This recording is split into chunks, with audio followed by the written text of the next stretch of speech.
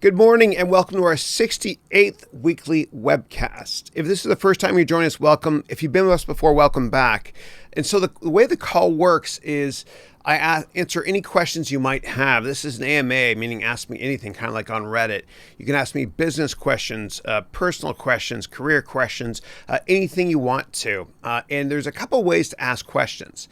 One way is you can type there in the YouTube message browser there, and I'll answer the questions in the order in which I receive them. Now, if I miss your question or if I don't answer it correctly, please put me on the spot because I want to answer all questions if I possibly can. You can also ask questions via Zoom as well, which I think is in the subject there of the YouTube message. If you're having problems getting onto the Zoom call, let me know and I'll paste the link directly here so you can access the call. Now, when you use Zoom, please make sure that you select video and audio. You have to select audio, obviously. You don't have to show yourself, but audio has to work, obviously. And when you do that, please make sure that on the YouTube window, when you see the little volume icon or sound speaker icon, click on that to cross it out so we don't get feedback. Okay, and this call actually ends in 3 hours. So the call starts at 8 a.m. Pacific time and ends at 11 a.m. Pacific time. And the reason is because starting at 11:15 a.m., we have for MBA students only office hours, which has a different login and different web link. So without further ado, let's begin. And thank you as always. Okay, Rohit is saying, good morning, Chris. Good morning to you, Rohit. Hope you're doing well there in India. And then Lucky Channel saying, good morning, Chris. I'm half awake. But wouldn't miss this. Happy to be present. Thank you. Thank you for joining us. And then Mercy, who's from Victoria, British Columbia in Canada, saying, good morning, Chris. Thrilled to be here. Likewise. Hope you've been enjoying the week. Question is it a good idea to go to the local Chamber of Commerce and City Hall to network? If so, what should one be aware of? Yeah, there's nothing wrong with that. I find that it's a little bit better to go to meetups instead, because meetups are a little bit more defined in terms of who is going to be there. I find that these local community meetups in general, meaning the government sponsored ones, not the ones online, they're a little bit more fragmented to the extent that you don't get the perfect target market you're looking for. So what I recommend doing is going here. And sometimes in Canada, I used to see what's called the Kiwanis Festival when I go on signs when I go into big cities, and that was their version of the Chamber of Commerce. But what I recommend doing is go to meetup.com. And then once you're at meetup.com here, what you can do is you can actually search for meetups that are interesting to you, and you can attend these meetups for free. So you'll enter in Victoria, and I know you're in the yoga business there, and you're killing it. And congratulations on your contract you signed with Lululemon recently. Very happy for you. But what you can do is you can search for yoga and Victoria, or you can drive a little bit to Vancouver and do the same thing. Vancouver's obviously a little bit bigger. And this should help out. This should help. And this is for everybody, by the way, not just for yoga. Everybody in every city in the world, depending on where you are. And I have students in every country in the world. This works for all of them. Go to meetup.com, enter the city name, for example, Riyadh if you're in Saudi Arabia. And then enter in what kind of meeting you want to go to, a photographer meetup, a public speaking meetup, computer meetup, that sort of thing. And these things are important. And I'm dating myself, but I remember many years ago, the way that Apple first got noticed was Steve Jobs and his partner, Steve Wozniak. They went to meetups as well, not the online ones like this, but they went to something called the Home Brew Computer Club meeting. And that's one of the ways they got noticed. And so it's great to network this way. And if you have additional questions on that, please let me know. And thanks as always. All right, coffee time. Okay. Next up is Ernesto is saying, good morning, Chris. Good morning. The MBA program is outstanding. Thank you. I appreciate that. And you're saying here, I want to ask you about Bitcoins and investing in them if possible. Yeah. So and thank you very much. So what Ernesto is referring to is the MBA degree program, which we teach every Monday and Tuesday in 2 different time zones. And I advertised it at being 300 hours, but the way it's going now, it's going to be 500 hours. If you include all the optional QA and other things that I'm adding as well. We're on pace for adding about, I think it's about 10 hours of content every single week that you guys can get access to by logging in there. But thank you for that. And you're asking questions about Bitcoin. What we're actually going to be doing is on Monday, this Monday, we're going to be doing our first EMS class. That's Economics Management and Strategy class. And I'm going to be talking about the future of money and why money is a bad investment. And I'm going to talk about Bitcoin a lot as well. And I've got just a ton of props I'm using as well. As you know, I love to use props to teach things. So, you're playing with fire though. It's like going to a casino when you're investing in cryptocurrencies. I want you to be really, really careful, and I want you to do your thorough due diligence. Okay, it's not a regulated market, and there's a lot of scammers out there. And I think most cryptocurrencies are going to go to zero, but I think a lot of them are incredible investments, and I own 4 of them. And I'll never tell you what to buy, but I'll tell you what I own. I own Bitcoin and have for ages. I'll never sell these. I own Bitcoin. I own Ether, which is on the Ethereum platform, of course. I own Litecoin, and I own Ripple, XRP. And the founder of Ripple, the financial services dude, lives around the corner from me here. But and when we talk about it on Monday, I'm going to bring in a lot of different props and brand new props too. So this here is a roll of dollar bills. Okay. This is from, I think, 1995 or so. This is the worst investment you can ever make. And I'm not just picking on the U.S. currency. All currencies are awful investments because we can't control how much of this stuff is printed. It's not fair. But when it comes to cryptocurrencies and other investment classes in general, we always have to be cognizant or aware of the fact that we understand the underlying supply characteristics. Every investment in the world is garbage if supply increases too much. When it comes to Bitcoin, we all know that the supply will be capped at 21 million Bitcoins by the year, I think, 2140. And that's important for us because we know that we won't get diluted. And a lot of people might be thinking, wait a second, does that mean there's only 21 million Bitcoins in the world? No. What happens is you can slice and dice Bitcoins into 1/1000th of a Bitcoin, which is called a Satoshi, which is a respectful name made for apparently the person or people that may or may have not have created Bitcoin back in 2009 when the world was falling apart. And sometimes like Bitcoins and cryptocurrencies really exist because of 2008. And sometimes you need a storm to clear the skies. And the storm of 2008 it created this new generation of people that, like hippies, which I love, which don't trust big government or big companies and whatnot. And I think governments have a noble intention. I do. And big companies do for the most part as well. But it's extraordinarily unfair when you and I work really, really hard to make money, and then somebody else can basically come up to us and say, you know what, that money's not worth anything anymore, or it's worth a lot less. And on Monday, I'm going to be discussing what happened in Venezuela in 2008 with the fuerte currency. And I have a lot of that back here I'm going to show you. I'm going to try and do something like this to look cool, even though I'm not. I know, I try. But we're going to talk about that. In Venezuela, the inflation rate was 1 million percent in one day, basically, back in 2018. It's really scary. And that fuerte currency is not available anymore. They took it out of circulation.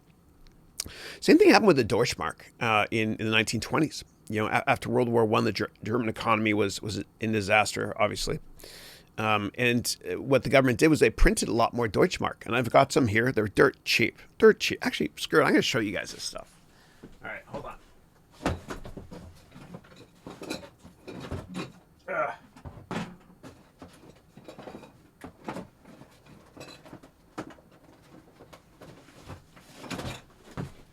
All right. I didn't want to ruin the surprise for those of you in my MBA class, but I'll show you a couple things, okay? So this here is a Deutschmark. Doesn't exist anymore, obviously. In Germany, they use the euro. But after World War I, what happened was the government tried to get themselves out of that awful situation of rebuilding the country or whatever. I'm not going to get political here, but they printed a lot more of this stuff. And it printed so much that people had to show up to the market with wheelbarrows in order to be able to buy anything. And kids would basically take this and make little card houses out of it like this. They try to stack it. There's great old pictures you can see online on this stuff. And even families would use this as wallpaper. I mean, it was really, really worth nothing. It was ridiculous. And I showed you that roll of dollar bills there a minute ago. It's actually it's scary because the dollar today looks exactly like what it looked like back in the 1930s, in the 1800s almost. I've got a couple of samples here. I'll show it to you guys later, but anyway, whatever. This here is the Venezuelan fuerte currency. And I've got some other props if you guys care. We're going to talk about how the city of Los Angeles, in a little case study, paid for all the roads by issuing bonds.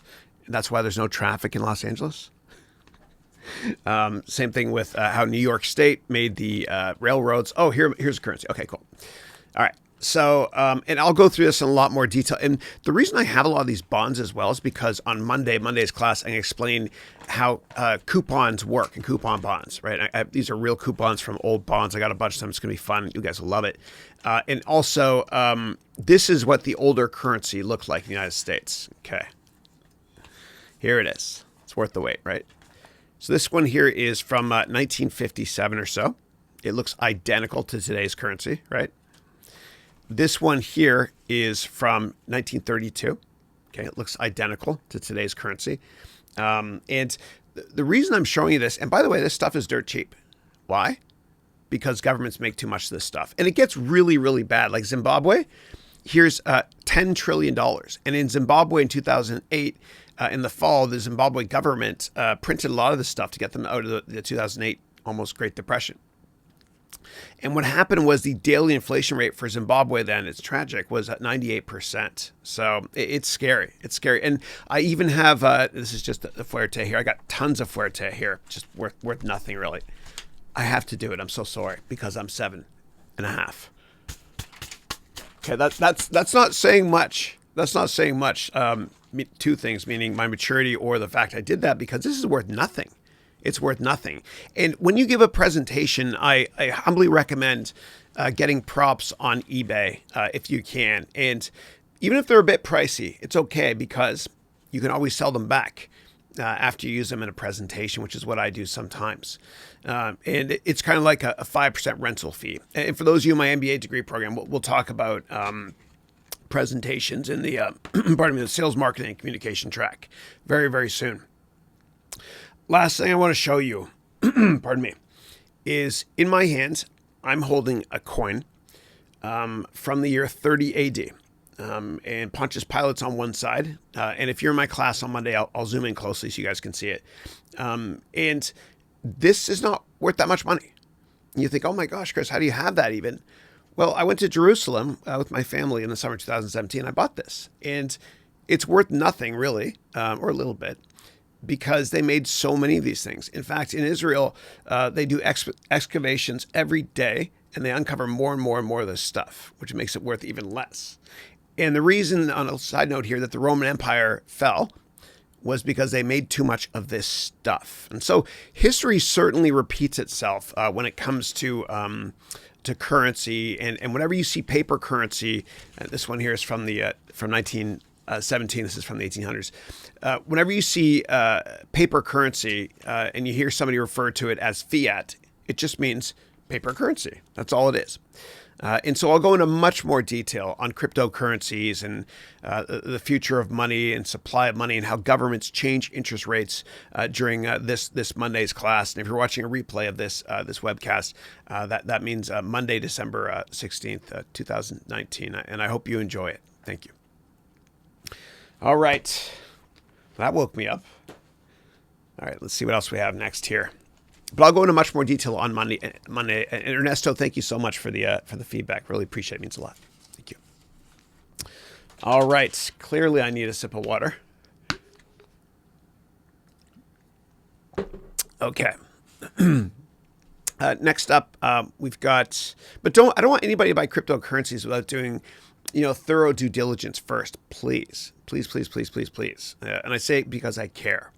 Before you invest in an IPO, initial public offering, what happens is companies make these big documents called IPO prospectuses.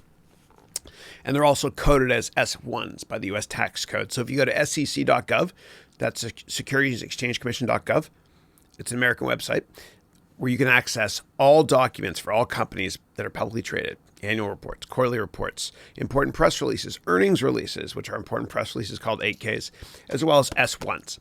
And I bring this up right now. I'm not going to go into too much detail on this right now. We're saving this for the MBA degree program. But if you wanted to invest in Facebook in the IPO in 2012, you could have downloaded this or got a paper copy if you wanted to. And this is called an offering memorandum or an IPO document. There's many names for it. And in here, and I'll put the Goldman Sachs one down, which was an IPO in 1999. Inside here are all the risks for investing in Facebook and the management team and all that great stuff. And I love the fact, I hate that there's so many lawyers in society, but I do respect the lawyer profession when it comes to making these documents to protect us. Okay. And I do love civil rights lawyers even more. I love you guys. But what happens is lawyers and investment bankers, they make these things and they disclose every risk. And this is called an offering memorandum. And for almost every investment you invest in, you can get an offering memorandum so you can read the risks. Nobody reads these things. You got to read them. And if you had read this before the 2012 IPO, you would have read in here that there's a lot of risk with Facebook's business model at the time because, and I don't know if you remember this, but back in 2012, it was crazy. If you wanted to use Facebook on Android or iOS, you had to use a browser. There's no app for it. Clearly defined in here. That was an issue. And that's one of many reasons that the IPO failed. Of course, the stock did better later on, but the risks were highlighted in here. So before you invest in any cryptocurrency, I want you to do your own due diligence. And I have a process where I made a 49-step research process just like this, just for cryptos, which I'll explain to you in class in a lot of detail as we go through this one-year MBA degree program. And as you know, you don't have to do the MBA in 1 year. If you don't have time, you can stretch it out over multiple years forever. You've got lifetime access. Yeah, thank you. Okay, next up is... Solly's saying, hi, Chris. Hey, Chad. And Solly is one of our MBA students who's from, he's from Iran originally, but he lives in Lithuania and he travels all the time.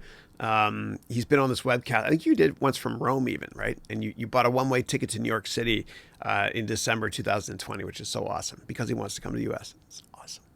Very cool. All right. Akhil's here from India. Akhil, always great to have you, buddy. Always great to have you.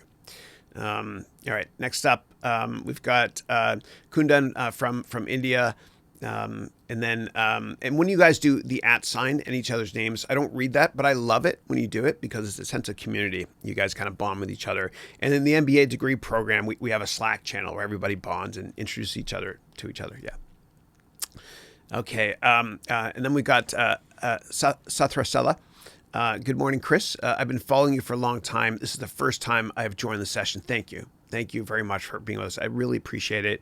Appreciate the support. Thank you. Thank you. And if I mispronounce anybody's name ever, let me know, please. Please, please, please. I'm trying my best. Yeah. Okay. Next up is Bhavik Thacker, who is not related to Dharmesh Thacker, who's a great venture capitalist that works out here at Battery Ventures and a good friend of mine. But I asked Bhavik about this earlier. He's from Mississauga, which is my hometown in Canada. Represent. Very cold and windy day you're saying there. I'm so sorry to hear that. You know what that is? That's the world's smallest violin from one Canadian to another. Just kidding.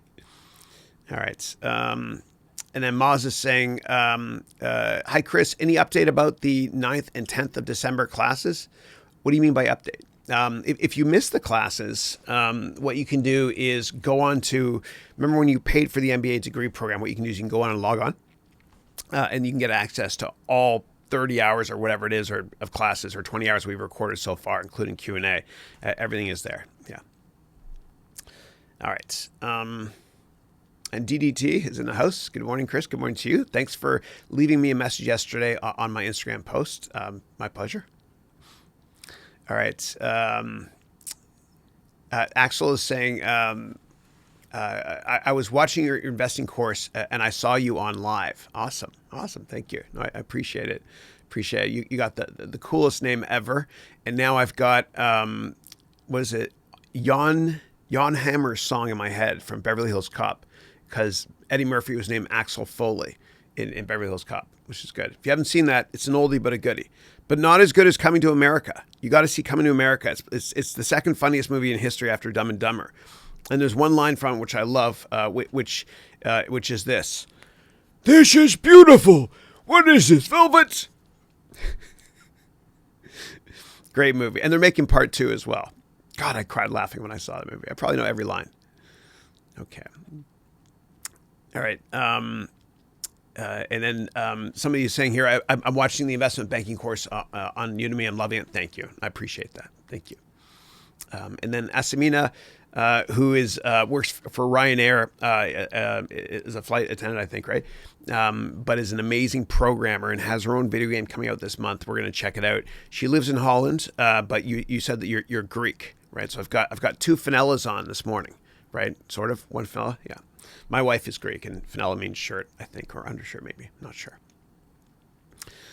Okay, and Asamina is saying, I forgot to send pictures. I will once I get back home. I know you travel a lot. It's tough. Yeah, thank you. And what Asamina is referring to is a couple weeks ago I had green screen on the background. I don't have it right now. That's a real backdrop.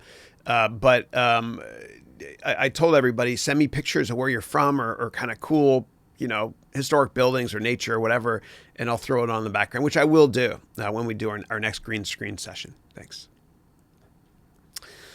Okay, and then Asmina is saying, I finished the YouTube course and filmmaking course. Oh, awesome. Thank you. I actually saw your feedback. Thanks so much for that. And Asmina is referring to 2 courses I released this year, 2 very long courses on Udemy. One is called the Complete YouTube Course. And the other one is called Video Production Masterclass, the complete video camera course, which is 27 hours. So God bless you for finishing that. Thank you. Yeah, I poured my heart into that. That was fun. And that's actually how I learned a lot about YouTube and also about cameras and stuff. And I'm getting better at it. But I think that the best way to learn anything is to teach it, because when one teaches, 2 learn. All right. Let's see what we got here. Melody from Atlanta's here. Melody, thank you for your comments this week as well on the YouTube videos. Appreciate that. Melody is saying, good morning, Chris. Just popped in to say hi. Hope you and the family are doing well. Glad to see you're feeling better. Thank you. I am. Yeah. I was crazy sick. For those of you that watched, I think it was class 2 or 3 for the MBA degree program.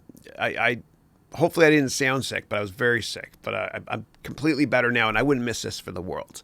I'll do this on my deathbed. That's how much I love this. Ooh, that was harsh, but it's true. I do. And I'm never going to die. And Bavik is saying, what are your top 3 investment books? Who is your mentor in your investment journey? Who you learned? And okay, yeah. So the top 3 investment books, there's one called Financial Shenanigans, which I really like. It's made by a gentleman named Howard Shillett, who created this CFRA company, CFRA, which stands for something forensic accounting. And he really moved stocks back in the first decade in the 2000s here on Wall Street. And I read all of his research. We're connected on LinkedIn, I think. And he has that book, which kind of helps you look at financial statements and find issues. That's one. Another one is probably The Intelligent Investor by Graham and Dodd, which is the most important book in finance ever made, according to Warren Buffett. And it's a reason why Warren Buffett went to Columbia, because Benjamin Graham was a professor there. And another one, this is tough, man. You know what? Probably when Genius failed. I've actually got them here. Give me 1 second. I've got a couple. So, yeah, this one here, when Genius failed. And this is a great read. And for those of you that take advice from other people in terms of what stocks to buy or bonds to buy or commodities to buy, please don't ever do that. Ever, ever, ever. Because although people are presenting their thoughts maybe on television or on YouTube and telling you what to buy, and yes, they might sound confident, they're all biased. I'm not saying it's a conspiracy. It's not. But when a CEO is being interviewed, she or he is going to say great things about their company because, they're CEO. That's how they got there. They're great salespeople.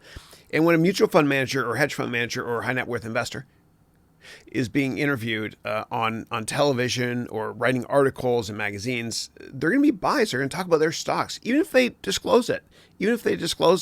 They still might bias you as well. And so I always want you to form your own opinion on stocks and all investments. And I bring this book here because this is a great read, by the way. But back in the 1990s, there was this hedge fund called Long-Term Capital Management, LTCM. And the smartest people in the world, apparently, were part of this, like the who's who in finance and Nobel Laureates, Nobel Prize winners, etc. And it was a disaster. And genius certainly did fail to the extent that the U.S. government sort of had to bail them out, or it might have caused the economy to go into recession. We're not sure. But read this book if you get a chance. And I bring this up because I want to impress upon you humbly how important it is for you to always do your own research on every investment you ever do. Don't rely on anybody else ever, ever, ever. Otherwise, what happens is if you rely on somebody else, and don't do your own research, you won't be that confident in still holding the stock, for example, when it goes down. And Warren Buffett said the New York Stock Exchange is the only store in the world where consumers sell stuff where it goes on sale. Think about that. Selling something you like because it's now cheaper. That doesn't make any sense. But it's really important for you to always do your own research so that you can see crisis as an opportunity. If the stock market crashes and you love a company and it's a broken stock but not a broken company, then you can back up the truck and buy more or start a position for that matter. People let their emotions get in the way when they invest a lot. And as Dale Carnegie said, people are often in business creatures of emotion and not creatures of logic. So by doing your own investment research on any company, just read the prospectus that comes with it. Read everything that they supply. This is the IPO prospectus from Facebook from the summer 2012. Do your own research, and what will happen is you won't panic at the worst time. You won't be a tourist in a stock. You won't just rent the stock. You'll see crisis as an opportunity, and you'll be a contrarian, and you'll be a fantastic investor in the long run if you do that. All right. Lots of props. So this here is one book to check out, Bhavik. Another one is, and these books I'm going to show you now are a little bit esoteric, whatever, but the bottom line message that resonated with me. This one here is called The Black Swan, and it's written by Nassim Nicholas Taleb, who's also Lebanese. I'm part Lebanese. I'm a mutt. I'm Canadian. Okay, that's what I am. I'm proud too. But basically, it's very rare to see a black swan, and so he refers to the 2008 crisis as a black swan. So this is interesting too. And then the last one I'll show you here is Fooled by Randomness, which has a cover that's kind of tough to see. But it's by the same author, Nassim Nicholas Taleb. And it's about the hidden roles of chance in the markets and in life. And what this book kind of talks about is why you cannot be a trader. Because if you trade stocks, I promise you it's a recipe for disaster. I promise you will lose a lot of money in the long run. I promise you. Because what happens is each month there's only 20 weekdays, which means there's 20 trading days. And the probability of you making money every month is so low because stocks move because of macroeconomic indicators or because of other stocks in that sector announcing earnings or some other press release. And so it's hard to make money in the very short run. Nobody can do it. Nobody can do it. And there's a reason why we don't know of any successful traders that do it over and over again. But we do know the names of a lot of very successful long-term investors. So please, please, please, whatever you do, do not become a trader. Okay. Yes, looking at technicals is important after you look at the valuation of a company and the fundamentals. And I explain technical analysis in my MBA degree program in a lot more detail in terms of support levels, resistance levels, etc. But I think it's important to be a longer-term investor. Otherwise, you will be fooled by randomness. And the worst thing that can possibly happen to you is you start to trade and you start making money. And then you get really confident and then you bet a lot more. It's like the roulette table or craps or whatever it is in casinos. You will lose in the long run. I promise you. I just want you to be long-term focused, do your own research, don't listen to anybody else, and be a pit bull on a pork chop and own that stock forever, unless the investment thesis of yours changes. Okay, next up you said here, who's my mentor? Oh gosh, I have lots. Who's my Yoda? There's lots. Okay, so the first notable one for me was this guy named Murray Chronic, and he worked at Accenture with me. I think he was at Synerlogic, and then he moved over to Accenture. Yeah, so he was my first boss at Accenture when I was in Ottawa. And he told me to always work smarter, not harder. He helped me organize my days. He taught me how to manage people. He taught me business processes, and he believed in me too. He was like a coach. He was like my Bill Campbell. And Bill Campbell, for those of you who don't know, God bless me, just passed away. This brilliant man who was a football coach at Columbia, who moved to the West Coast here, and he coached and mentored all the top tech CEOs. He's amazing. I got to meet him once too. But now Murray Chronic is that for me. And then after that, when I worked at Goldman Sachs, Lisa Shallett, she's amazing. She's incredible. I dedicated my How to Motivate Employee book to her. And I've had others too.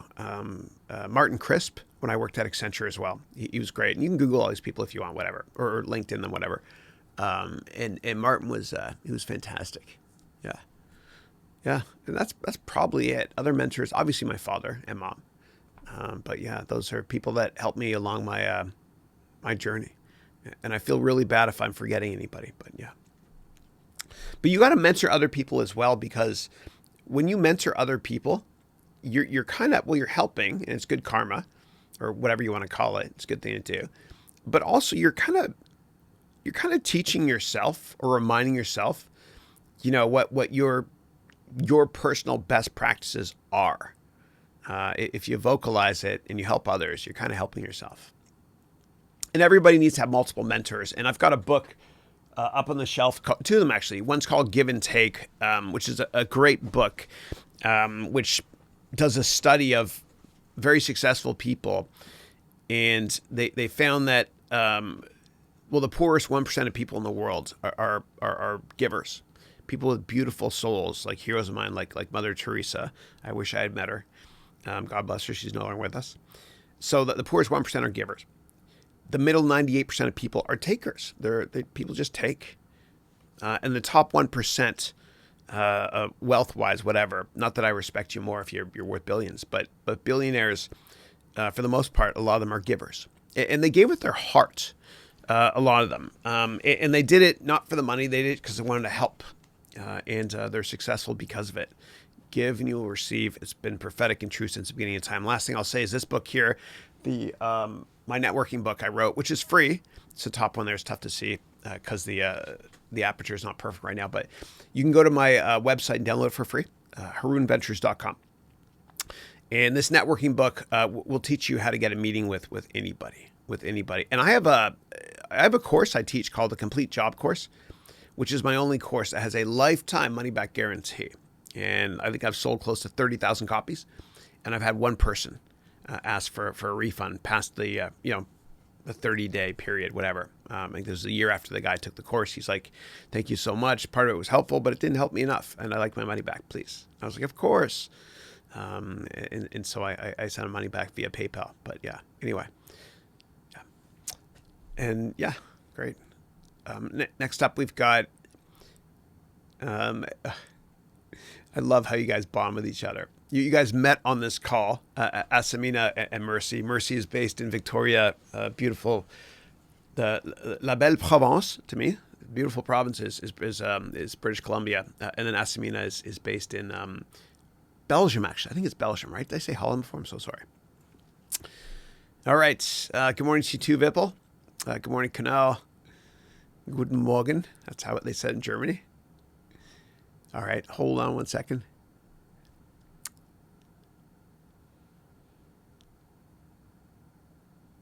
And then Kunal is saying, do check the book summaries I put, and I think you're talking about within the MBA degree program within Slack. Yeah, thank you for that. I love how active you guys are on this. It's amazing. All right, and then Eileen is saying, Chris, I'm so enjoying the MBA class. Thank you. I appreciate that. I'm rereading How to Win Friends and Influence People by Dale Carnegie and seeing it from a new perspective. It's so nice to see a lot of our MBA classmates here as well. No, it's fantastic. It's fantastic. Thank you. And MBA students, you have you have your own office hours as well. Of course, you're welcome here as well, obviously, but you also have your own office hours at 11:15. If you want to drill down on anything I've taught, like the Excel stuff, the financial modeling stuff, or whatever, I can share a screen here. And this is your time, all of you. So give me 1 second, please.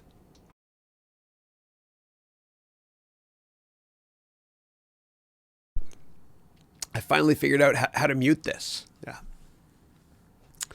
Okay. Next up is Kunal is saying, I think YouTube does not allow us to share links here. What you can do, guys, if you want to share links, is you can, instead of putting www.cnn.com, for example, you put www, and then instead of the dot, you spell D-O-T. You guys get it. You got to spell D-O-T.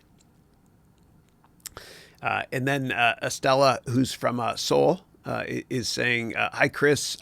Lucky Champster was me. Well, I signed into the wrong account. Oh, thank you.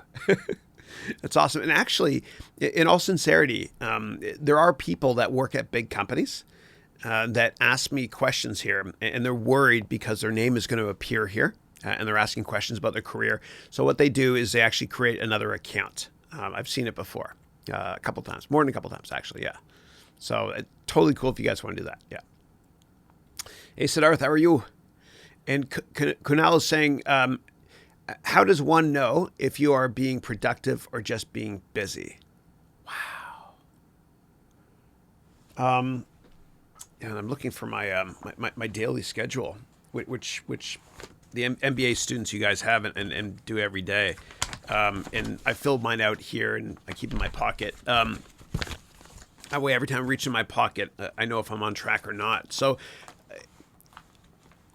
I think if you want to get something done, give it to a busy person, which is what I talked about in the first personal growth class in the MBA degree program on December 2nd. But I think you can be productive if you schedule each day. Using that one-page template I showed you. And for those of you not in my MBA degree program, I have a more simplistic version of a daily schedule you can go and get on my website, which is harounventures.com/schedule, all lowercase. Schedule. I'm cold, even with my hoodie on.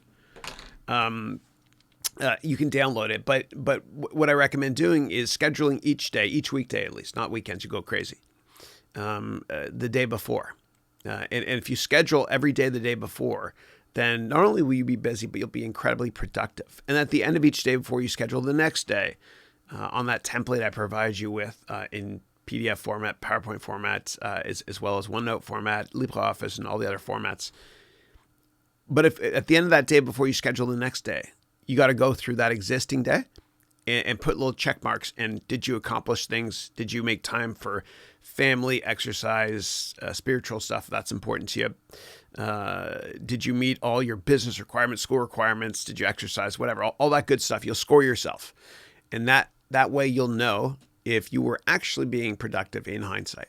Yeah, it's a ritual I do every day, that daily schedule, and it helps out tremendously. Yeah. All right, next up is Rohit is saying, Chris, have you heard of the book Principles by Ray Dalio? He predicted the 2008 crash, and people laughed at him in 2006 when he said there will be a crash. Yeah, I know it very well.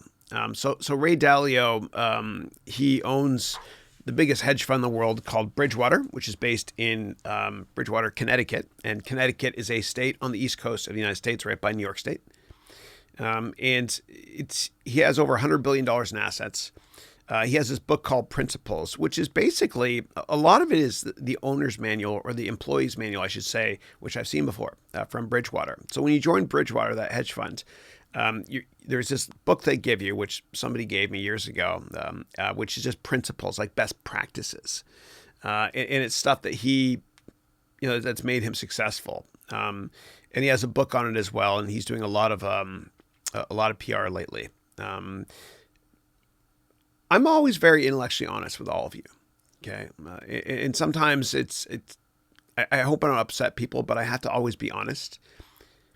Yes, that firm has done great things, but I've known a lot of people that have worked there, and the employee turnover is 40% per year, and they record every single meeting.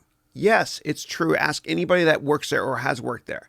Every single meeting that occurs at that company is recorded, except literally if you're in the bathroom. It's true. It's true. And I have very good friends that have worked there, and they got kind of creeped out by that. Maybe that can make the business productive because everyone's living in fear, and there's a 40% turnover rate. But at the same time, you got to whistle while you work. You got to enjoy doing what you're doing. And that's just not, look, he's made way more money than me, than I have. And I'm sure he's done a lot of great things with charity and whatnot. But that's just not something I would ever want anybody to do in any company, record every conversation, because you're not being yourself. Everybody's always on pins and needles. That's not fun. That's not fun at all. So anyway, those are my thoughts on it. And yes, I do have Ray Dalio's book, and I think he's brilliant, obviously. But that's just something that I personally wouldn't do within my corporate culture. Yeah. All right. And Rohit is saying, I saw one of my teachers watching your cryptocurrency course on YouTube. You're quite famous, Chris. No. Thank you. I appreciate that. But I figured out on YouTube how to get a video to number 1. And I don't have a ton of followers. I don't really care. I just kind of put out a video every day or so. And today we released our 500th vlog, which is the 500th day in a row that I've done this. And I schedule everything ahead of time. So on the weekend, I scheduled all 7 vlogs using Hootsuite. But I figured out how to get a video to number 1. And so regardless of what country and all around the world right now, if you do a search on YouTube on cryptocurrency course, mine will come up first. And unless somebody pays for it, in which case it says ad at the top, but mine's not ad. And the way I did it was I closed captioned it. And I closed caption a lot of my stuff because I care. And what happens is when you close caption something, it helps actually in the YouTube algorithm. I also put the word cryptocurrency in the title, description field, everywhere. I didn't overdo it, but it's there a lot. I had a red thumbnail image with the title being ripped open, which helped a lot as well. And it was 6 hours. It was long. And so I figured it out. That's how you get a video to be first. You use that criteria I just gave you. And obviously the quality of what you're teaching has to be good. And you have to be giving a lot as well. Now, I will never make a penny from that. And the reason is this, right? And I have some videos up there that make a lot of money, but whatever. I will never make a penny from that, because what happened was, and whenever I teach, I also want to explain my failures so that you can work smarter, not harder. But in that video, this is crazy. In that 6-hour video, there's like a 10-second spot somewhere in the middle where I put a tiny little clip from the movie Taken. And I had somebody dub over Liam Neeson's voice just to make it fun about cryptocurrencies and security. And what happened was this. YouTube caught it, rightly so. And they were cool about it. They said, don't worry, it's not a copyright strike, but you can't monetize it. And I was like, oh, okay, that's fine. And so if you go to that video, you'll see that Taken is advertised in the corner, and whatever company owns that movie, that IP, that intellectual property, they make a lot of money from that video of mine. I don't care. But anyway, it is what it is. And that's how you get a video to be number 1. And that's how you don't put anything in that other people have made. Otherwise, what happens is that the last you take it down. And it's happened to me too before, right? Like I've had videos where I put, I've included other stuff from other people, like just a tiny little clip once. And they catch it. A lot of times they say, don't worry, you just can't monetize. Other times they say, can you please take it down? No problem. And I actually contacted YouTube because there was some guy had published 50 of my lectures for a certain course on his channel. And I contacted YouTube, the intellectual property team, and they issued him a takedown, and he's taken them down. Yeah.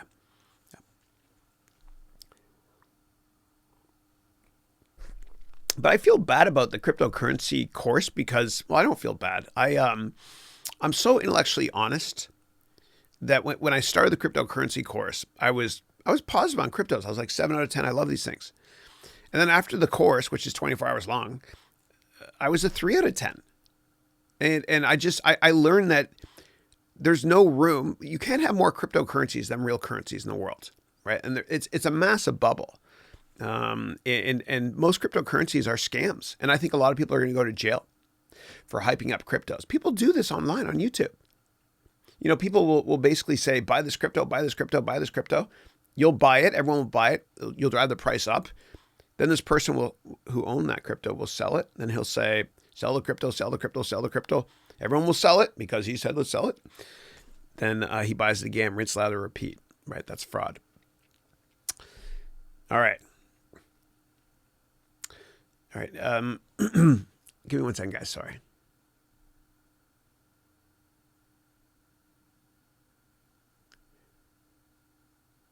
All right. Next up is Kunal is saying Chris's ad campaign on YouTube is on fire. Thank you, and I appreciate that. And I did a lot of pardon me. I flew to one of my problems is this. Like I eat healthy. I really, really do, and I biohack a lot. But when you thoroughly love what you're doing, this is Throat 37. Opera singers use it so you can speak gooder and stuff. When you thoroughly love doing what you're doing, you don't know when to say stop. You know, and yes, I do make time for Christine and the kids every day. I put the kids to bed every night, say prayers and all that good stuff. But when you love what you're doing so much, when you're sick, you don't give a damn. You just keep doing it. You love it. And that's what happened to me last week. I didn't get hardly any sleep last week. I was so excited about the MBA degree program. I was so excited. I couldn't sleep. It was like Christmas morning for me every day. And it's an issue. Sometimes you got to know when to, say stop. And I'm trying to get better at it in my daily schedule as well. So, I forced myself last night for a couple hours to play Fortnite with Dylan, my youngest one. So anyway, I'm trying to force myself to take more breaks, but I just love doing what I'm doing. And when I recorded those trailers, I think it might be obvious in one of them or two of them that I was mouthing over because I literally couldn't speak. I pushed myself so hard, and the production company said, "Do you want to cancel and reschedule?" And I was like, "No, the show must go on." And I did. And I had to mouth over everything, and they put a lot of makeup on, so I didn't look sick and stuff. But yeah, I pushed myself too hard. Yeah. All right. Next up is Road is saying, "Did you pay and advertise the MBA degree program with YouTube ads?" No, not a penny. Not a penny. I didn't. Yeah. And I want to keep it small too. I didn't want too many people in this first MBA degree class, right? So no, I didn't do that. No. And I think that in general, I could scale it and probably make a lot from it. But in general, what happens is if you have a lower price point product, like one of my courses, which a lot of people buy for $10, don't advertise online. You'll lose a ton of money. I've lost thousands trying on Facebook, Twitter, LinkedIn, whatever. It doesn't work. But it does work with a product where your net profit margin is at least $100, which is definitely the case with the MBA degree program. So maybe one day we'll see, but no, I haven't done that. Yeah. And Rohit is saying that Eiffel Tower ending, anything is possible. Trailer shot in Prague. Yeah. Thank you. Yeah. We rented the Eiffel Tower, when I was in Prague for that promotional trailer. I think that was for 101 Crucial Lessons they don't teach in business school. Yeah. And I took that trailer for 101 Crucial Lessons and I just changed it a bit. And that's how I made the MBA degree trailer that I released December of 2018. But no, that was a fun day in Prague. I wish it was a clear day. We would have had a nice shot in the background of the sky instead of clouds. But what happened actually was this. It was interesting. I was on a bridge, a beautiful bridge in Prague. And Prague has a lot of beautiful bridges. And it was for my complete job course.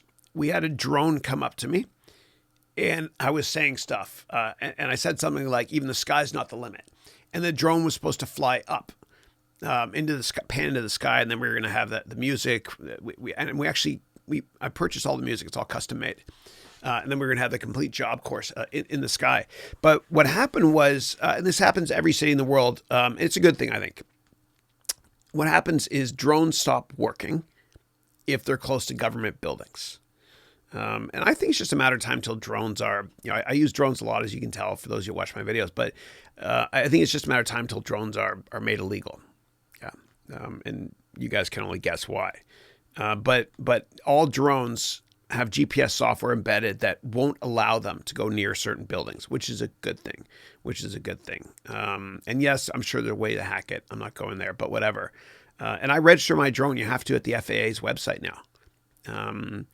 But I still, this might be a little off topic, but I can't believe the world didn't do anything after what happened with Iran. Yeah, I'm getting political here. Here I go. After what Iran did to Saudi Arabia, they sent like 85 drones, and most of them, flew very low to avoid sonar, kind of like the Mossad did when they struck Iraq and that super weapon back in the early 80s, which is a good thing. But the drones flew really low.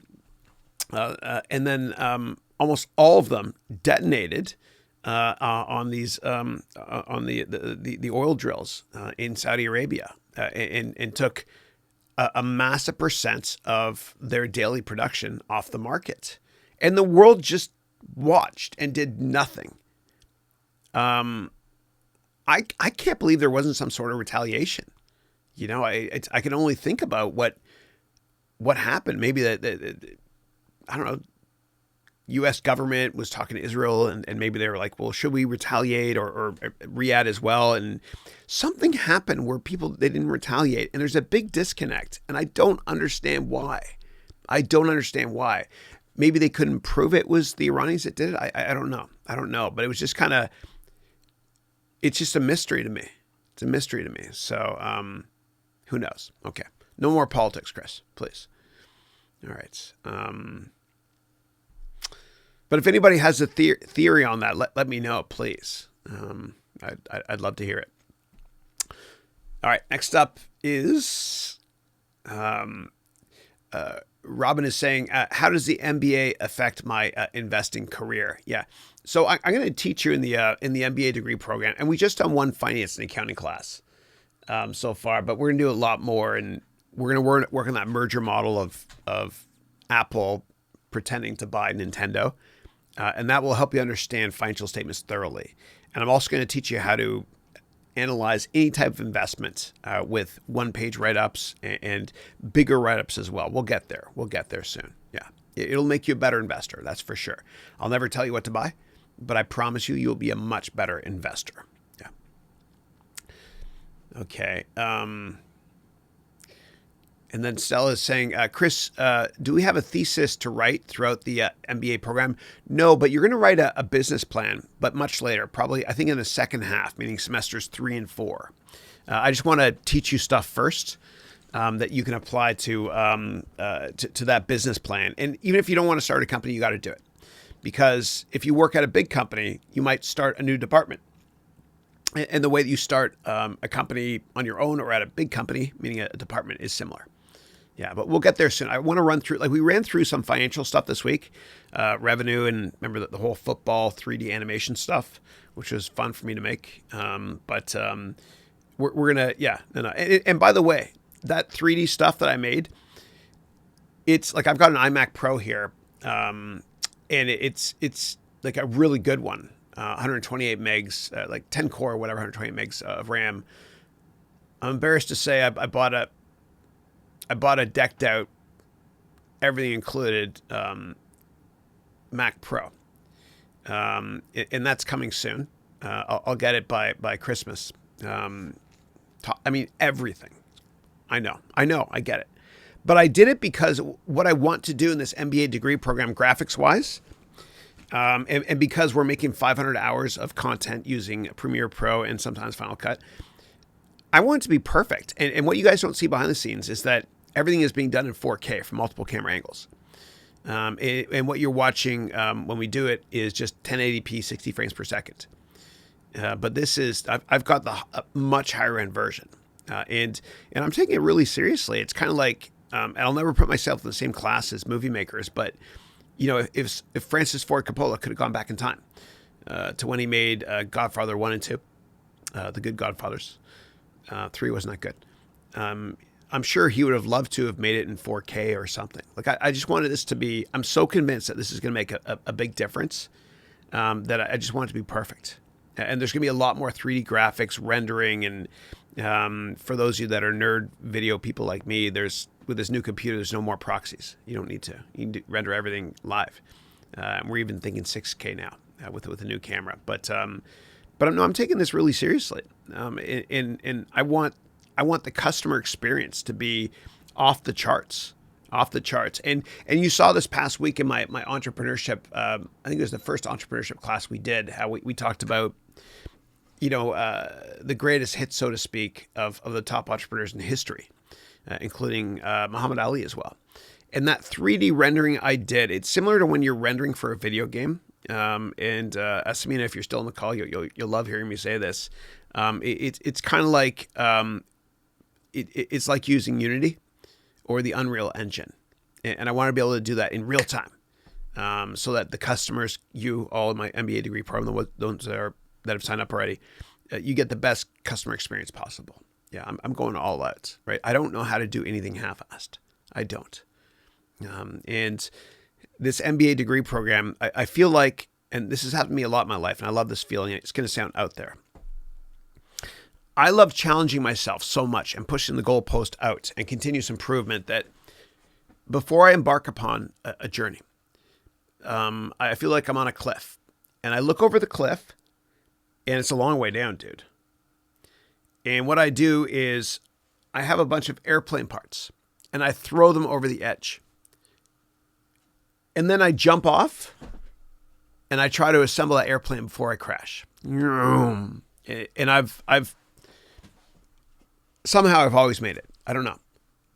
But I grow into the person that achieves that goal somehow. I make a lot of mistakes too, please. But that's what excites me. That's what gets me out of bed every day in the morning. And that's why I'm trying to teach this in such a unique and differentiated way. And I got a lot of props, and I'm doing 3D modeling and stuff. And I'm also even looking into augmented reality and VR. Why?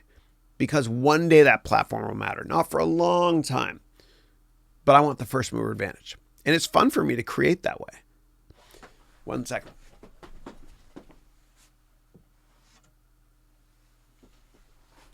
And earlier this week, in one of the classes, I was wearing that Bob Ross hat, and I did this. Remember in Fast Forward, which was enjoy creating with software. It's fun. That's how I feel about this MBA degree program or anything I do with a computer. It's fun for me, like making those Excel spreadsheets, which you talked about in class. Let me put this back. And dude, this paint is still not dry right now. I have to. Here we go. Yeah, man-child.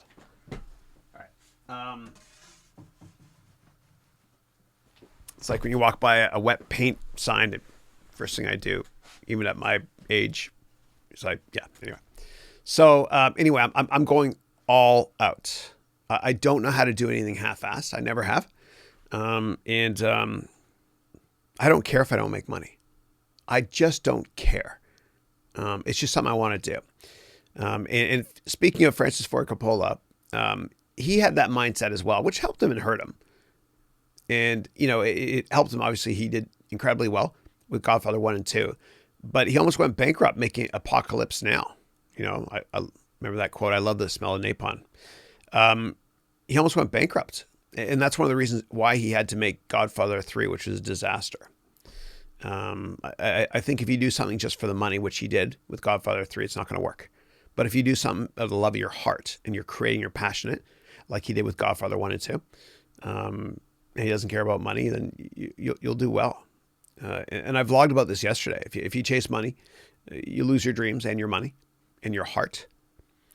But if you just kind of, I don't know, you think with your heart first, it always works. It always does. And you just got to tell yourself, I don't care what other people think. I'm going to do this. This is me being me. I don't have time for people to rent space in my head to tell me what I'm doing is crazy. And people do think I'm crazy, by the way, doing all this stuff. But I don't care. Like I get calls still from venture capital firms and hedge funds, and they're like, "Are you done with this? Are you done with this teaching thing? Do you want to come back?" No, I love this. I wish I started doing this from day one. It's fun, and it's like anything else in business. Like if this teenager came up to you and said, "I'm going to colonize Mars," people would say, "Oh my God, this guy is crazy." And if that teenager, maybe a decade or so later, started making, I don't know, cars that were powered by electricity, people are like, "Oh, well, maybe he's getting some success. Maybe he's a crazy genius." And then one day he sends a rocket to space that had one of his cars attached as a marketing hype to talk about eventually colonizing Mars. People saw it and said, "He's not crazy. He's not a crazy genius. He's a genius." Obviously, I'm talking about Elon Musk. And along the way, did Elon Musk care that people thought he was crazy? No, he doesn't care. And that's what makes him so successful. And all these great entrepreneurs, they don't care. They don't care. Like even Elon Musk with the Boring Company. Remember that flamethrower thing? He doesn't care if people laugh at him and think it's ridiculous. You look at one of my other heroes, J.K. Rowling. She didn't care that people laughed at her because she failed 29 times to get a publisher to sign her up, and she was living on welfare basically as a single mother with an assistant job she hated. She didn't care. That's the mindset you got to have to be successful. And you'll notice a lot of entrepreneurs, they don't know how to dress whatever. Their hair's messy. Then they make a lot of money and then looks like they can dress better because they hired a stylist. It's kind of like that. And we gotta go there. Hold on. I gotta show you a picture here of the early Microsoft employees. Early Microsoft. That should be good enough. Yeah, here it is here. So these people here changed the world, right? And that's Bill Gates. And that's God bless him. That's his co-founder, Paul Allen, who passed away. But they didn't care. Look at those lamb chops there. They didn't care. They didn't care at all. They were just being themselves. So, and that's what that's what I want you to be as well. Just you be you. You do you. And just don't worry what anyone else says about you. Yeah. All right. Lamarck is in the house. How are you? So Lamarck is writing here. Let me get a little bit of breakfast here. Sorry. My shake.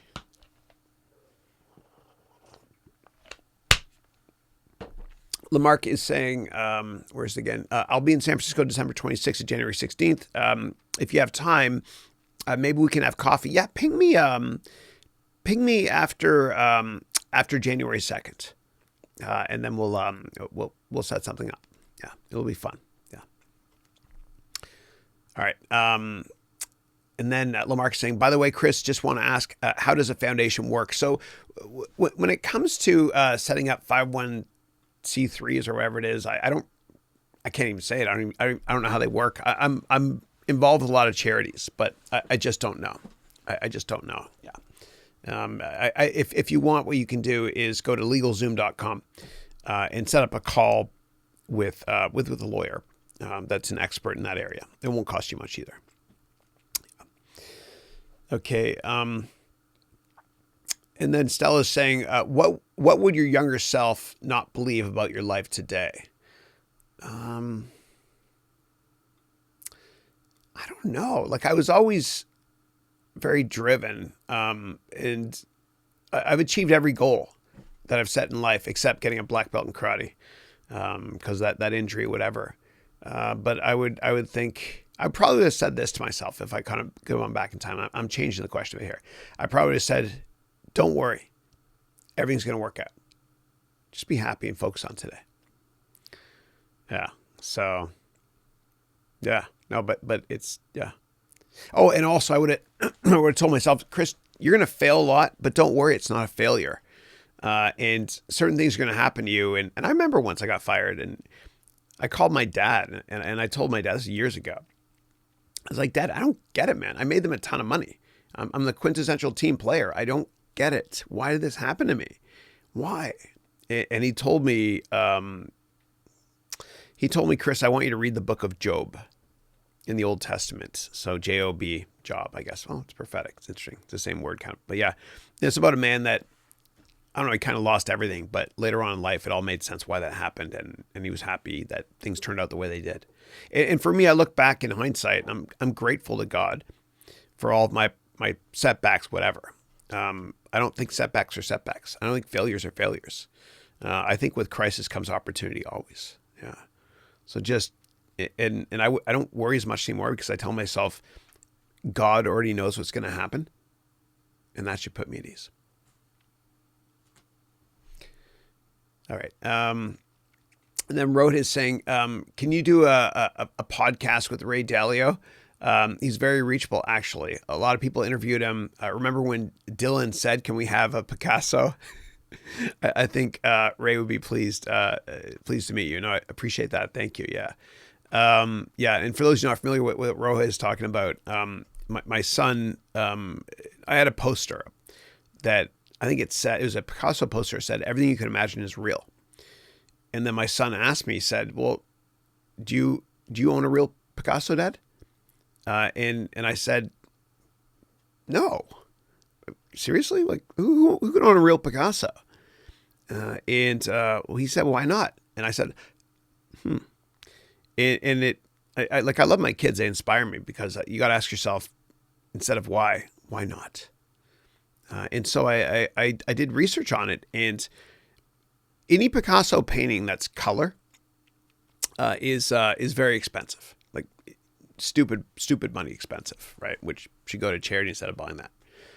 But in the 1950s and 60s, up until his death in the early 70s, Picasso would make hundreds of black and white small paintings with a matador, right, which is the bullfighter. And those you can get for a couple $100, which is what I did. You can find them. You can find them. So I got one, and I showed it. I've got it back there, whatever. I showed it to my MBA students. It's pretty cool. It's fun. Yeah, it's neat. But in terms of debating and grilling Ray Dalio, I don't know. That's not something I'm interested in. Maybe one day.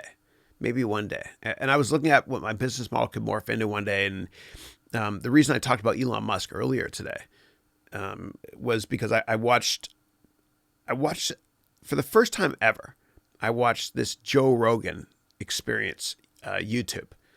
And I watched just 10 minutes of Elon Musk being interviewed, which was amazing. And the only reason I know about that guy, Joe Rogan, is because my guys on my team here, they tell me, Chris, you got to get this microphone because this guy, Seth Rogen, uses it. Joe Rogan, I know. And so I got this, and this has got the deep voice as well. That it's a great microphone.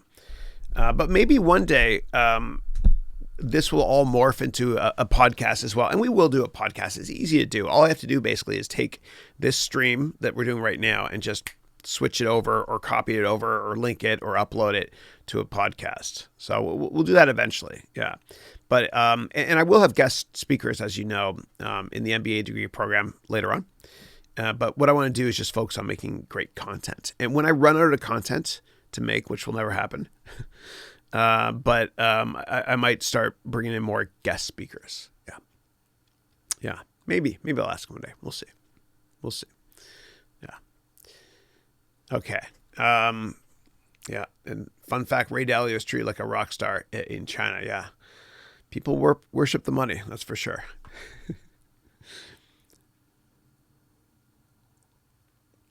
Good morning to you too, Shanu. And then Venkatesh is saying, Chris, what do you mean by crypto bubble? Yeah. So a bubble means when investments in a certain area or a certain market are too expensive and they're valued way, way more than they should be because of the hype. And eventually a bubble bursts. And it's so hard to tell when a bubble will burst. And I remember I think it was 2006 or 7, I worked for this guy, Art Sandberg, at a great hedge fund called Pequot. And I remember it was maybe 2006, and we were pitching, housing shorts to him. like Lennar, ticker LEN, and KBH, ticker KBH. We were saying, oh, the housing market, it's ridiculous. This is a bubble. And he stopped us from pitching those shorts. And he was right. He said this. I'll never forget it. He said, son, I've been around long enough to understand that nobody should stand in the way of insanity. Yes, bubbles burst, markets trough, markets peak, but you can't time it. Wait for it to burst and then jump on, meaning pile on the shorts and whatnot. And cryptocurrencies is a bubble right now. And there's a lot of cryptos that should not exist right now. And it's human nature. Whenever there's a new asset class or new trend comes out, it's like The Walking Dead. Everybody chases it, and there's a lot of crap that's made. It's kind of like the tulip bubble back hundred years ago in Europe. Tulips were valued at a ridiculously high level because, I don't know, it was all the rage at that point in time. And eventually it crashed, and the value of tulip bulbs or seeds or whatever you call them, pits, fell in price and came back down to earth as pricing was normalized. And it's the same thing with cryptocurrencies. There's a lot of froth out there. There are a lot of companies that shouldn't be around. But then eventually you get survival of the fittest.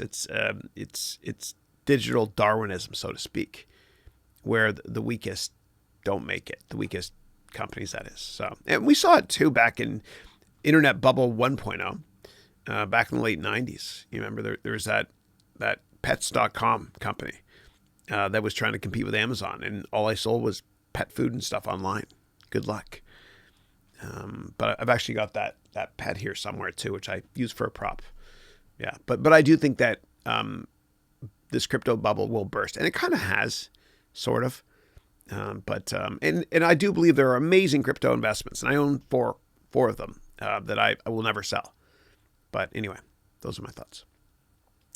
And then Mercy is saying, I had to take advanced classes in unmanned aerial vehicles, meaning drones, and I know that the laws pertaining to UAV are under construction in a decidedly ham-fisted way.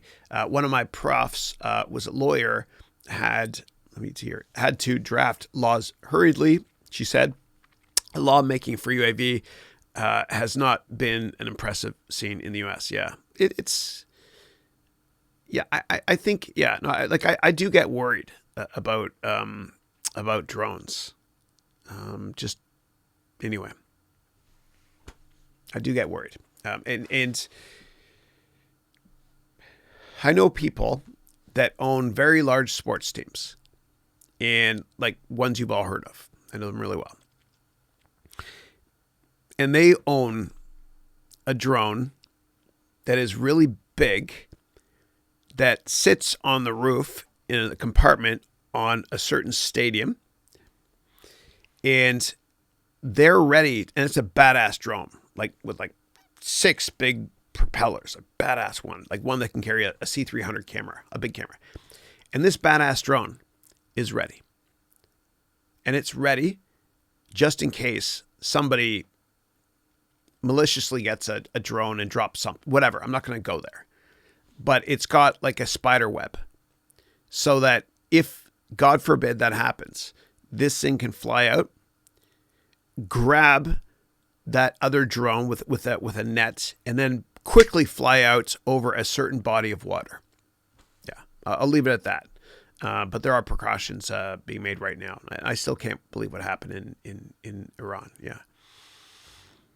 Okay, so Road is saying, God told the USA to go to Iraq. God, G-O-D, stands for gold, oil, and drugs. Ooh. Dick Cheney was CEO of Halliburton, the oil company, before vice presidency. Bush family were also big in oil. Yeah.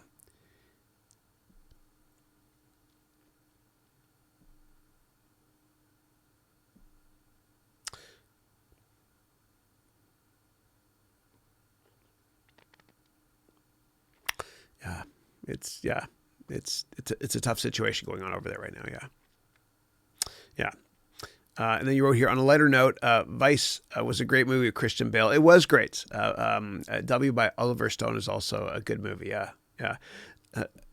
Pardon me.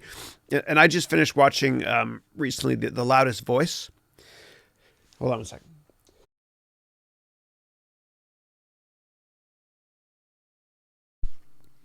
I just finished watching the Loudest Voice recently on either Showtime or HBO, which is I didn't realize this about Fox News and just all the scandals and whatnot that occurred. And yeah, you might say, well, the liberal media made it, but regardless of what your political bias is or our political biases are, that movie was TV show was incredibly well done.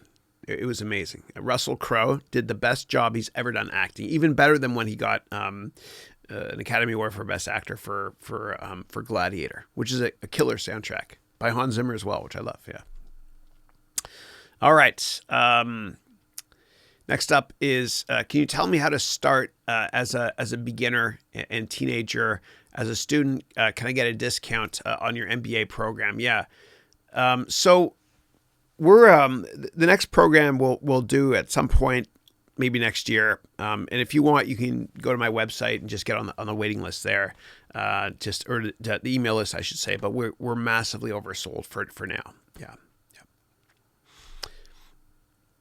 But there's no age limit. It might actually be, I might have to do an age limit of 16 or something. I don't know. Because on YouTube, what they make you do now is they make you, which is a good policy, say if what you're teaching is age appropriate or not. And if somebody swears, it comes on a Zoom or whatever it is, or if I swear, which I don't do that often, I don't want to, it wouldn't be cool. You know what I'm getting at. Yeah. So I don't know.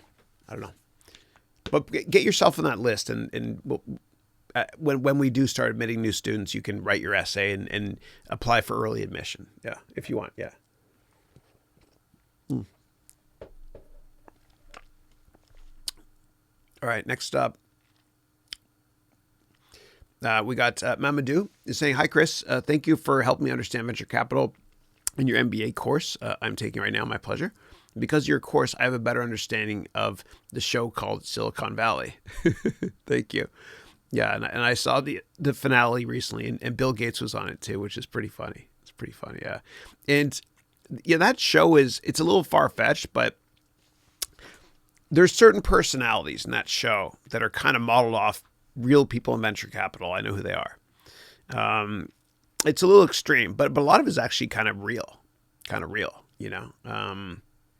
But it's fun. It's fun. I thoroughly enjoyed it, and I'll miss it. Yeah. All right. Give me 1 second, guys. Okay. And then Zach is saying, "Hey, Chris, nice to see you again. Likewise. My question is, how do I improve my resume CV by doing a free internship? So how to approach?" Yeah. So the way to do an internship is you got to network a lot. And I've talked about it a lot in the past. So you can go to my vlog page on YouTube, just search for networking. You can also go to my website and download that networking book for free. It's tough to see because of the aperture, but that will teach you everything you need to know about networking so you can get an internship. So go to my website, harounventures.com. It's a free download. Thank you. And Valenz is saying, "Good morning, Chris." Good morning, Valenz. How are you? And Valenz is in New Zealand. Beautiful, beautiful country. And then Dante, who's here from Ottawa, saying, "Good morning, Chris." And Dante is moving to Europe very soon. Good morning. And Valenz is saying, "Who do you think got the best presentation skills other than Steve Jobs?" Barack Obama. Yeah, regardless of your political affiliation, doesn't matter. It's Barack Obama. That guy can present. He's unbelievable. And if you get a chance, watch Barack Obama's watch his speech at the 2004 DNC. It's a big event for Democrats to see who's going to lead the Democrat Party. And it was John Kerry who led the Democrats then. But Barack Obama gave a better speech than John Kerry did. And without making that speech in '04, I don't think that Obama would have made president. It was electric. It was amazing. And let me show you, actually. Maybe I'll just do a quick little search on it here. And then you guys can, at some point, if you want, go and watch it. So YouTube, DNC, Obama, '04, Think HR.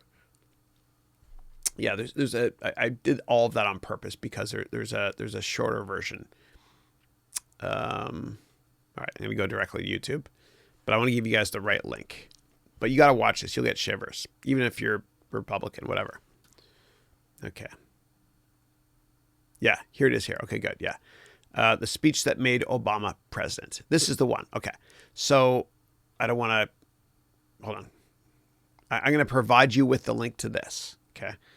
I don't want to watch it. Otherwise, this video will get flagged. So hold on. I'll go here, pause, and I'll just paste this directly in and watch this. And you guys will learn a lot about public speaking just by watching this. So I'm going to go down here and paste it in here and check it out, please, if you get a chance. Paste. Hopefully it allows me to send links. Yeah, it does. Good. Yeah. So check it out if you guys want. Yeah. Let me close this to save bandwidth. Come back over here. Hola. Here I am. Okay. And then Vellens is saying, what do you think about Tim Cook compared to Steve Jobs? So Steve Jobs, obviously, he's the best marketing person ever. That guy could sell ice to the Eskimos. But I think that Tim Cook is a better operator. Only because Tim Cook worked as kind of like a COO role forever. He understands supply chain really well. And I think he's more diplomatic than Jobs too. Both of them have their incredible strengths. Like Tim Cook, he doesn't ever say anything abrasive. He's just he's the right person for the job. Yeah, but operationally he gets it. Yeah. And a lot of investors are excited that he's CEO because he will be able to increase profit margins longer term. Yeah.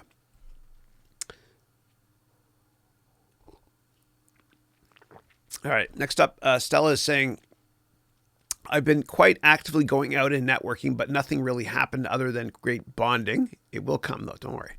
Any tips on how to lead the conversation and maintain the newfound relationship? Yeah.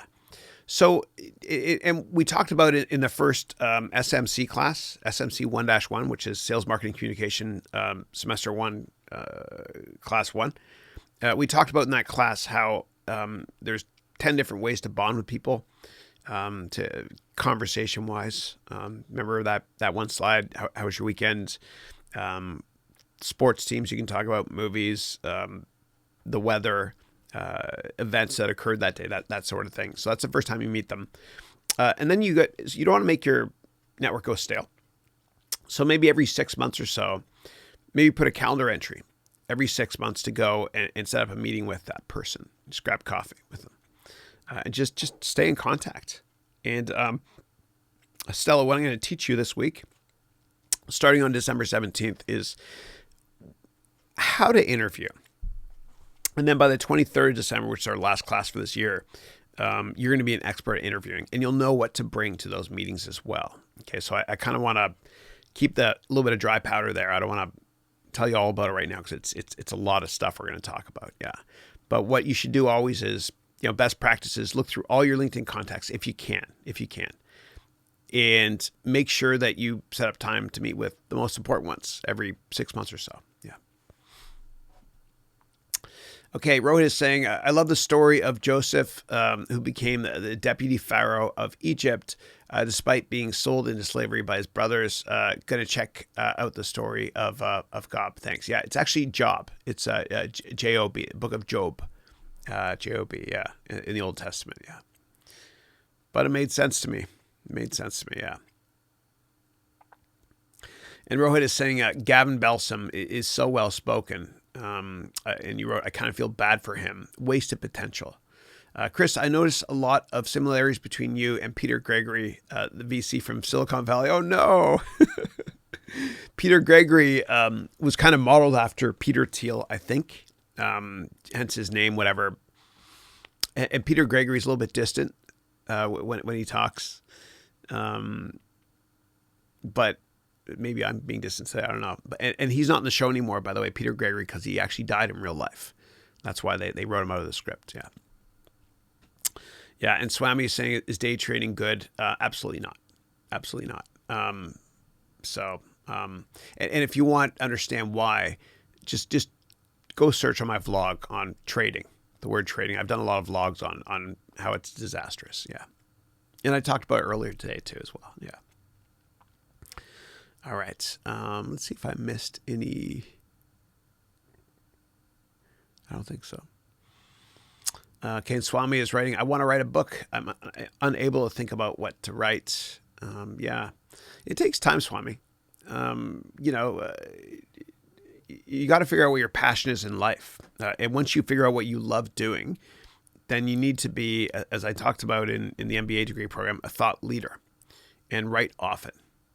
And if you don't know what your passion is yet, that's okay. Just keep searching. You'll find it. And you'll know you find it when you get up one day and you tell yourself, I'm not going to work. I'm going to do what I love doing. Yeah. And then you can write about that if you want to as well. Yeah. And of course, you know where to get the template for my book. It's harounventures.com/ all one word, all lowercase, write book. Yeah.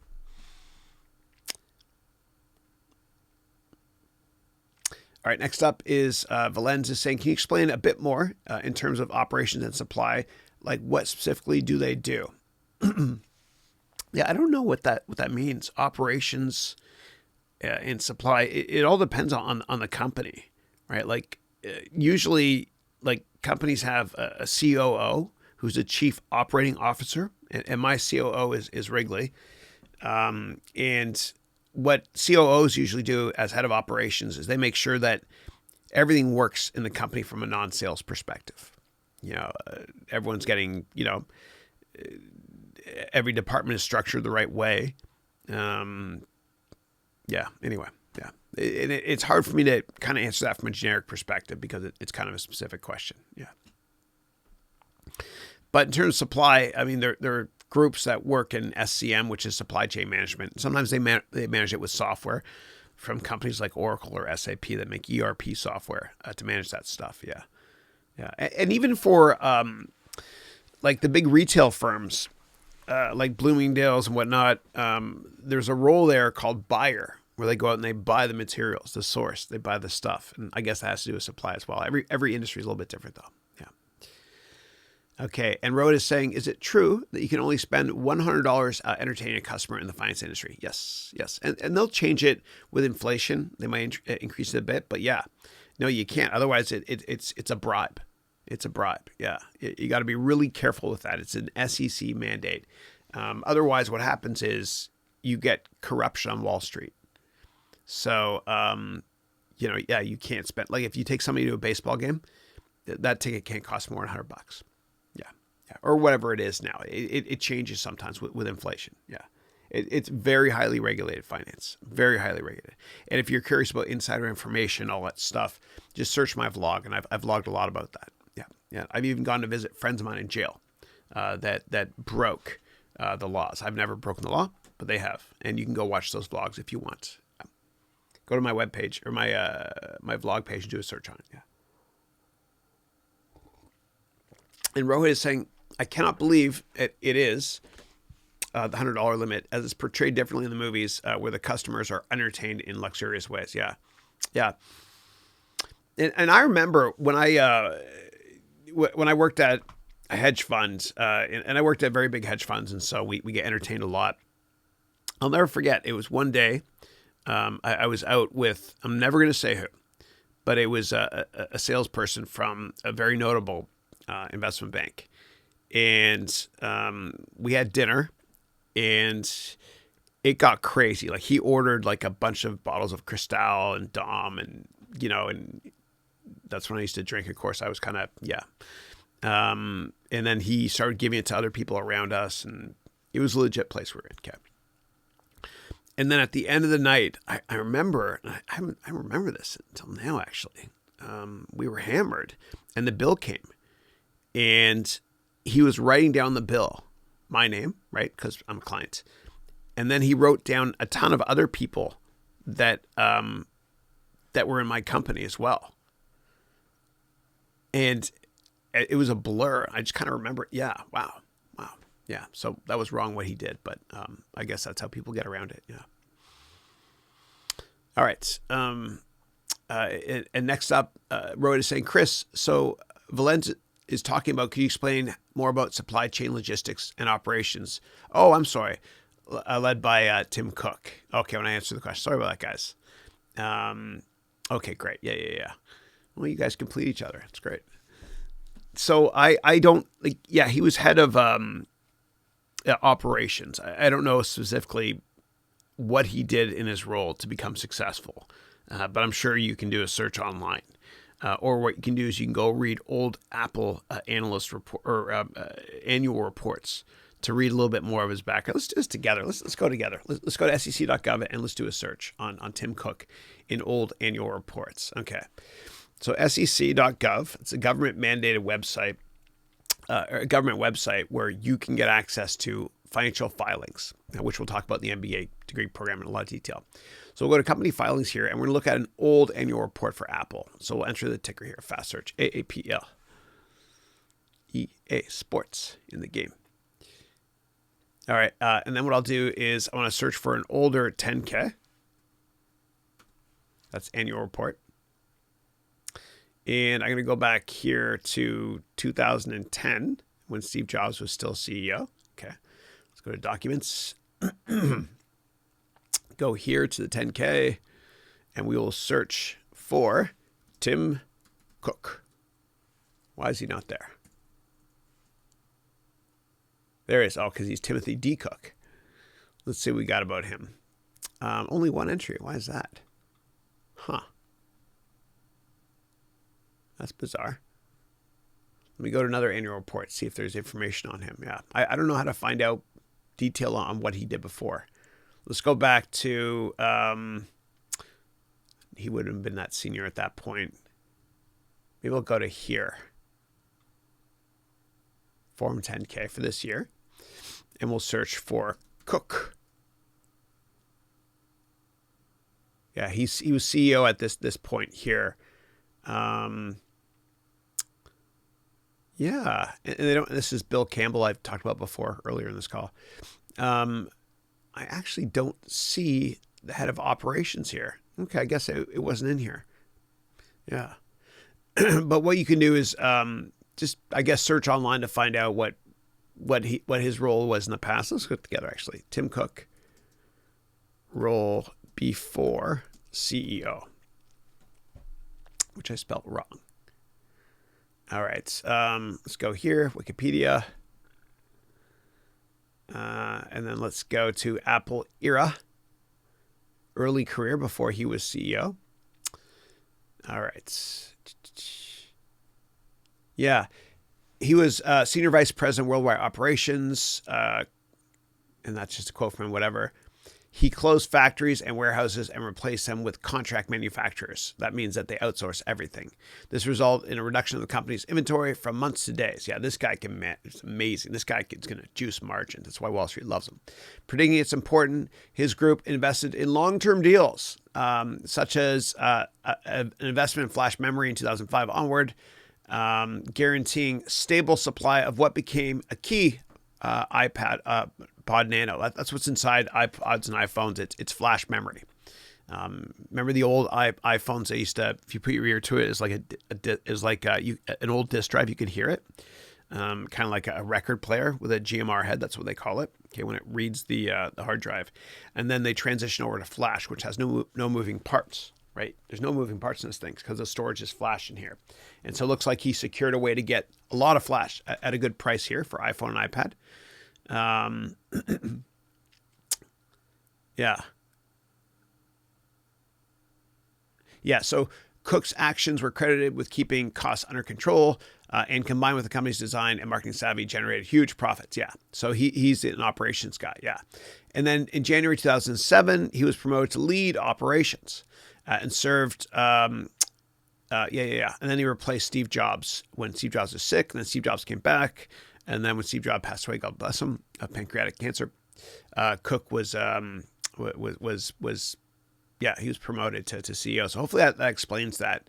And you can even click here and just get more details if you want to go to the actual source, which I guess here was the New York Times.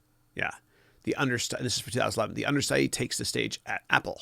So it looks like he was his understudy as well. Yeah. So anyway, hopefully that's helpful to you in terms of learning more about this guy who's called a Southern gentleman. He does seem like a Southern gentleman. Really nice guy. Yeah. There he is. Anyway, so I'm sure there's a lot more stuff online you can search for on that. Yeah. All right. Next up is Swami is saying, Chris, can you please give some tips on writing a book? Yeah. So what I recommend doing is go to my vlog on YouTube and just do a search on the word book on my vlog, right? And the way you search a YouTube channel specifically, and I'm sure you guys all know this. So what you do is you go to the person's YouTube channel. So in this case, this is mine here, okay?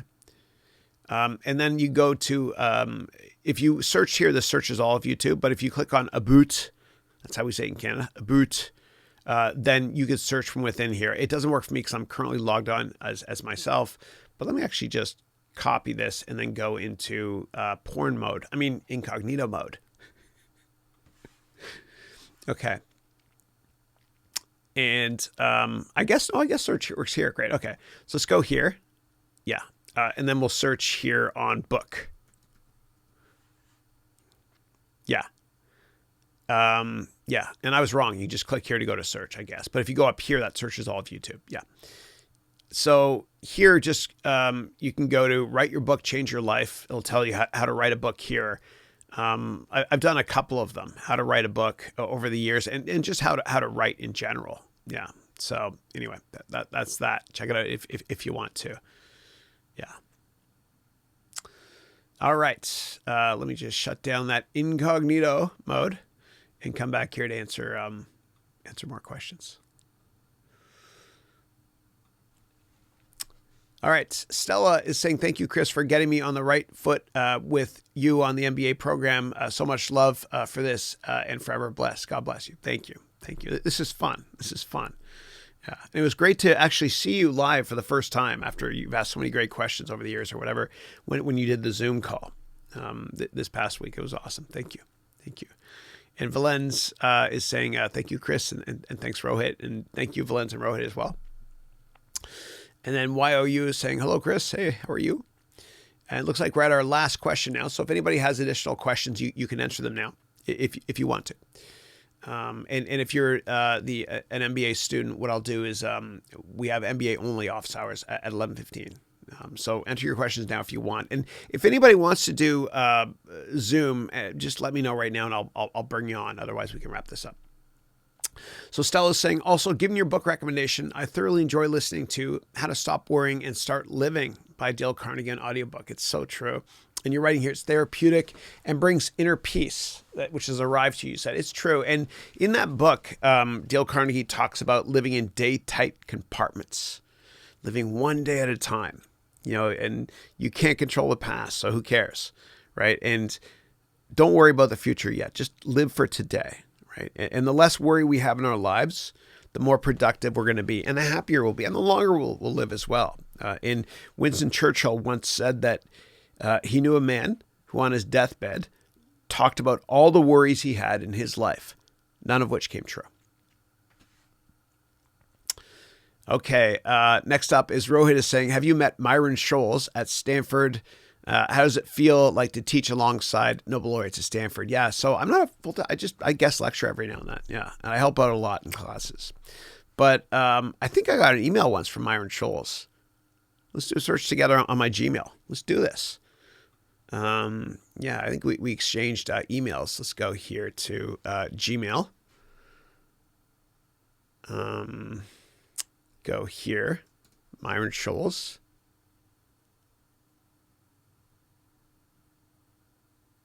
No, we exchanged messages a couple years ago. Yeah, we definitely did. Maybe it was on my corporate email at the time. Myron Scholes. Anyway, I can't find it here, but it's there somewhere. Yeah. No, but he's brilliant. So for those of you not familiar with Myron Scholes, so there's something called Black-Scholes, which is a way to price options, stock options, value them. It's a really complicated formula. And Myron Scholes was half of that team that created Black-Scholes. Yeah. All right. And then YOU is saying, what is the best answer for these types of questions? Why should you be hired for this company, like investment banking? So I think you got to play to your strengths and talk about why your differentiated background is a good fit for this investment bank, so to speak. And so what I would do is make sure that you have a couple of unique experiences in your life that relate to working well with teams, which is what a lot of investment banking is, having experience in finance, which is what a lot of investment banking is, and working under a lot of pressure to put together PowerPoint presentations or documents, that sort of thing. That's what I would say. Just make sure that you make it relevant with respect to your work history. If you don't have work history, that's okay. You can mention courses that you've taken online, or people you've met that work in investment banking as well. Or you can provide your thoughts on recent deals that investment bank has done or might be doing, etc. So that's what I'd recommend. That's what I recommend. Yeah. And make sure you get across the point that you're passionate, if true, about investment banking. And it's not a job for you. It's a passion. You absolutely love it, and give reasons why. That's what I would say. Yeah. And if you want much more details, like 100 more sample questions on how I would answer them, you can take my complete job course, which has a lifetime guarantee. So you can take it, get the job next year, whatever, and then ask for a refund. Yeah. And one more thing I want to mention to you, if you want to, and I try to make this answer generic enough to apply to everybody, but there's this great website called Vault Reports that you should go to before your interview, okay? For in investment bank, I spelled it wrong, but Google will correct me. Here it is here. Vault.com. Yeah. So what you can do is right here, you can buy books, and they're definitely worth it. Please buy them on finance interviews and different companies as well. So say you're going to be interviewing with, and let me just type in investment banking. Investment. Oops, sorry about that. And then here you can click here, and there's books you can download. It'll tell you the pros and cons as well. And you can buy specific books on specific companies, right? So say it's Morgan Stanley. There are books here you can buy on how to interview at Morgan Stanley, or what questions they might ask you, or what a day in the life is like at Morgan Stanley. And there's a lot of great books here you can buy here. So investment banks, research companies, go here. And what you can do is, if you want to, you can buy this book, which is the top 50 investment banks, or the most prestigious investment banks here. And then you can read up on these. That's where I used to work at Goldman years ago. They made a mistake, hired me. But no, you can do that. And there's also lots of other books you can get here as well, which will actually help you interview, okay, at certain firms. So what you could do is top 50 bank employees. You can buy this book here. That will help a lot. Finance interviews as well. If you want, you can get this. Although I humbly think my courses are better. This is good, actually. It's a good source.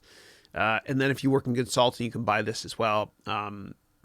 Finance interview practice guides. You can download these, and they're worth every penny. They're worth every penny. I haven't looked at these, but back in 1998, when I interviewed at Goldman and other places, I actually bought reports from Vault Reports and another company called Wet Feet Press, which I don't think exists anymore, but Vault still does, thank goodness. So these are definitely worth it. Yeah. All right. Let's try a different camera angle. Why not? There we go. All right. Next up is Swami is saying, are you going to watch the Jumanji movie? I might with my kids. Yeah. if they want to. Yeah. I think the big movie I'm going to go to is Star Wars. I'm so sorry. Give me 1 second.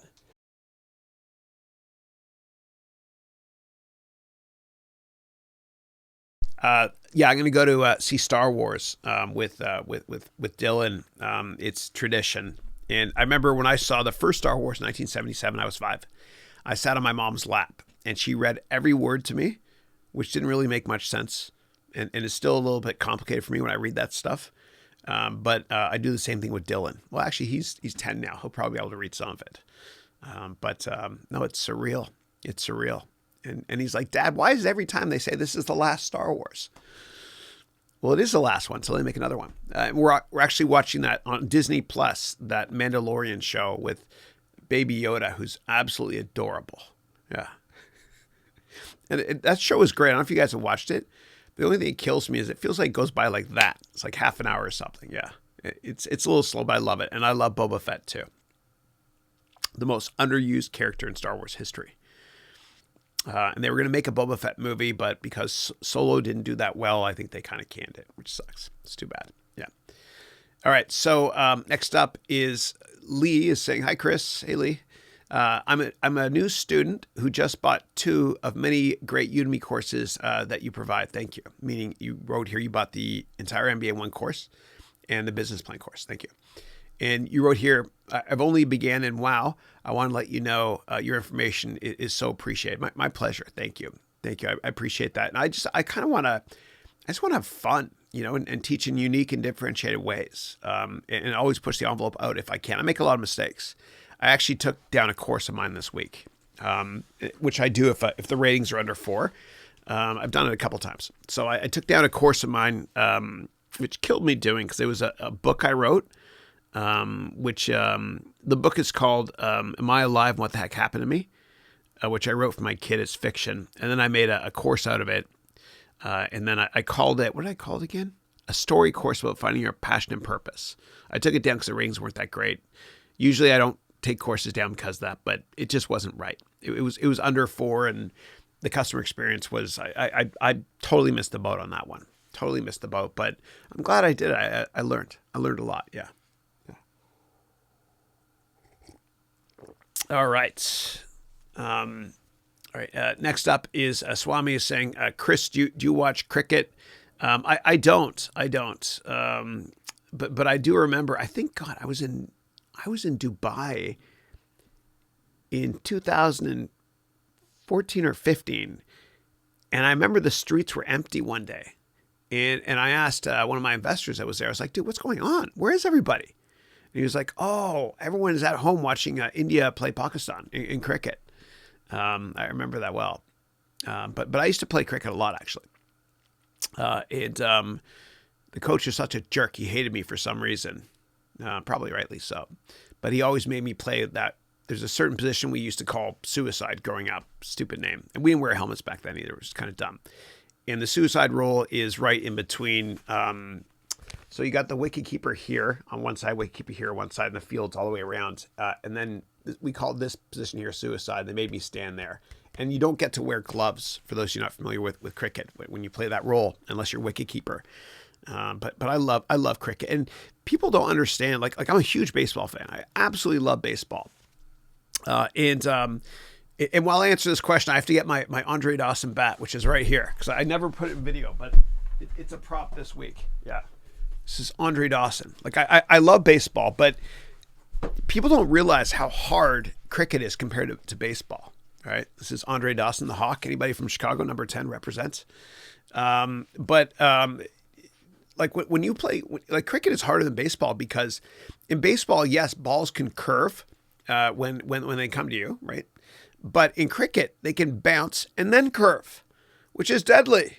It's deadly. Yeah. So I absolutely love the game. I love it because in baseball, I used to hit a lot of foul balls, but foul balls are actually runs in cricket. If they go over the fence behind you, it's a 6 or a 4, whatever, it hits the fence. I love cricket. It's a wonderful, wonderful sport. Okay, anybody from India on the call right now? I want you to watch this commercial, which is going to bring tears to your eyes. Actually, anybody here on this call, if this doesn't bring tears to your eyes, you're not a real person. So I want to go get that video and you guys can watch it. And I think I actually put it on my YouTube channel, and it was a commercial from British Airways, and they don't care because it's an ad, right? This was an excerpt from my complete, what was that course called again? Complete presentation course. So I'll go here, a plane ticket for mom, I think is what it's called. Let's see here. Whoops. Maybe British Airways? Here it is here. Yeah. A plane ticket to visit mom. Okay.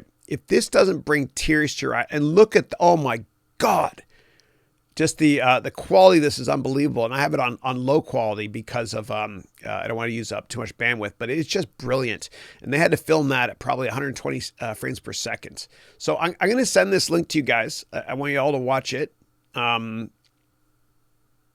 It's full of emotion, and it will bring a tear to your eye, unless you're a robot or Peter Gregory or like me. Rohit, you got to watch it, dude. Pardon me. You'll like it. You'll like it. Yeah. But it's the reason I mention it is because their kids play cricket in it, in the streets. God, it's a gorgeous commercial. Check it out if you get a chance. You'll love it. It's a life changer. Okay. Next up is, you're most welcome. Why are you? Okay.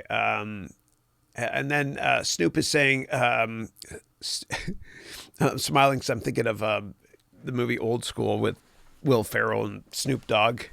Snoopaloop. Love it, though. Snoop 101 which is the coolest YouTube name ever, is saying, I'm currently working on joining a friend in his company, but I'll be creating a different division. How do I go about taking a piece of the partnership? Thank you. Yeah, good call. So before you join, if he's providing you with partial ownership, I want you to please hire a lawyer. Okay, it might be a bit of investment. I promise you, it's worth it. It's worth it because the lawyer will protect you, obviously, and make sure that you're protected. And if you don't do that, not only you're hurting yourself, but more importantly, you're hurting your family and your children or future children. Yeah. So yeah. Make sure you hire a lawyer to take a look first because it might be the best decision you actually ever make business-wise. It'll really protect you. Yeah. So anyway, and if you have more specific questions based on that, please let me know, and I'm more than happy to let you know. And I hate when they put cotton in these things. I don't know what the hell it does. Like, what would happen if there was no cotton in pill bottles? Like, would the pill stop working? I don't know. I don't know. Whatever. A little off topic there. All right. And then Snoop is saying, I'm taking your MBA Udemy course and loving it. Very down to earth. Thank you. Appreciate that. And that course, I recorded that entire thing in 10 hours. It was one day in January 2016. I just threw up a camera. And thank goodness I was doing it in a room that had good acoustics. I didn't know what the hell I was doing. And I had 2 lights from a company called Westcott Basics, $150 lights. And I actually had a lamp behind me. You couldn't see it, but it was actually an old lamp that I just put down on the floor behind me. And I was holding a microphone too. I didn't know what the hell I was doing, but it's life-changing. Okay. Gully Point is the name of that spot. Yeah. And then Rose is saying it's easier to hit a ball in cricket than baseball. It's more fun to watch the home run derby than sixes, which is equal to home run in cricket. Yeah. And the only sixes I got were kind of like foul balls behind me there. Yeah. And then Majed is Mogdami is Mogadami, is saying, hi, Chris. First of all, you're my angel buddy. Thank you. God bless you. I appreciate that. Second, how can I become a portfolio manager? I got my master in finance and my CFA certificate also. That's great. Yeah. So the best way to do it is, and thank you for the kind words and welcome to the call. The best way to do it is obviously become an analyst first. Right. And if you want, you could take my, I actually have a course called Hedge and Mutual Fund Careers, the complete guide. It's on Udemy. Not many people take it because it's very specific. I think I've only sold, I don't know, like 30,000 copies. I don't remember, not that much, but take it if you want. It'll help you a lot. It's an 8-hour course. Again, it's called Hedge and Mutual Fund Careers, the complete guide. And I'll tell you everything you need to know about how to go from analyst to portfolio manager. Okay. But in order to make PM, portfolio manager, obviously you got to, first of all, be an analyst. And the best way to be an analyst is to network a lot. Okay, so what I want you to do is I want you to go to my website and download that free book there on networking. It's tough to see. My website's harounventures.com and read it cover to cover. And I promise you it'll work. I promise you. And if you want, you can take my complete job course, which has a lifetime guarantee. That's right, lifetime. I promise you it'll help you out tremendously. It's 12 hours. And I guarantee you will get that analyst job or your money back forever. Forever. Who does that? It's because I care. And because I'm confident enough to know that it's going to work. But what you're going to have to do is you're going to have to network a lot with portfolio managers using the contents in that 200-page free book for you. And there's a couple hours of YouTube links from that book as well. And, relationships, and I mentioned this to my MBA degree students that were in my class earlier this week. Relationships are always more important than product knowledge. And you got to realize that early on. And you've got enough to get your foot in the door, maybe because you've got the CFA and a finance degree. But now it's all about you networking. It's almost more important than the CFA. I know it sounds crazy. I know it does. But you got to network a lot. And if you take my Hedge Your Mutual Fund Careers course, I'll teach you how to create specialized one-pagers that you can provide portfolio managers with over email or in person that will blow them away. Okay, it'll really, really help them do their job better. And if you want, you can take my complete financial analyst training and investing course. It's 22 hours, and I provide you with a dashboard that I create in Excel when I used to run my hedge fund. And I use it as an analyst and a portfolio manager as well. And I give it to you, and I teach you how to use it as well. And I teach you how to create it. And that will help you think like a portfolio manager. Now, you only got one shot at going from analyst to PM. Don't do it till you're ready. Like a lot of people want to do it early on. They're like, oh, I want to make PM right away. And then you're given enough rope to hang yourself. That's an awful analogy. I'm sorry. But make sure that you thoroughly understand the analyst role and you've done it for a number of years first, because you can't go back. You can't go back, right? Just trust me on that one. Trust me on that one. You can't be a portfolio manager and a PM manages analysts. You can't be a good portfolio manager managing analysts if you've never really done much time being an analyst yourself. It's kind of like in baseball or any sport. Usually the manager of that sports team used to play that sport. Even if they weren't amazing at it, they still played that sport. You can't make manager of a baseball team or any team unless you played that sport first or thoroughly understand that sport first. So take your time and enjoy being an analyst. It's a lot less pressure than being a portfolio manager. And check out those courses I mentioned. And if you have additional questions, you can ask me here or within the courses. Thank you. All right. Next up is Ted Bell. Hey, Ted. He said, my boss told me to have a good day, so I went home. I love that. That's awesome. I love that. That is so. Please share more jokes, people. I love jokes. Please, life is just it's too short. It's too short. So yeah. And then I see something. I see somebody's name there. Hold on. Michael Jordan, Elcock. I'm sorry, Michael. I know it's driving you crazy, and I have to do this. And by the way, my mom saw one of the awesome questions you asked once, and she said, is Michael Jordan in your class? And I was like, no, it's a better Michael Jordan, meaning you. But every time I see Michael Jordan, I always have to bring this up. I've failed over and over, hey there, and over again in my life, and that's why I succeed. I have this from Etsy on my wall. You can go to ETSY. I don't make money from any website I mentioned, as you guys know. But get a quote and put it on your wall if you guys get a chance. So I always light up like Tweety Bird or a Christmas tree whenever I see MJE, Michael Jordan Elcock. And it's funny because my kids, when I mentioned Michael Jordan to them, they're like, oh yeah, he was in Creed. So, all right. And Michael, I'll get to your question in a second. Sorry, I'll do an order. Swami is saying, Chris, I did not understand every battle is won before it's been fought. Can you explain? Yeah. Oh, you see it on the back wall there. Yeah. And what I do is I change the backdrop for every single MBA class, right? I spend a lot on background stuff. Can you guys hold on 1 second, please? There's a Christmas present coming from my son at the front door. It might be FedEx. Hold on. Hello? Hello? Yes. Hey, Chris, this is Justin with thesis Real Estate Group. How's it going? Oh, okay.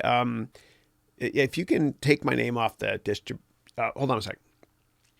If you can take my name off that distribution list, I'd really appreciate it. Thank you. Sure, no problem. But can I get like 30 seconds to explain why I'm calling? It's real estate something. Yeah. Am I currently a customer of yours?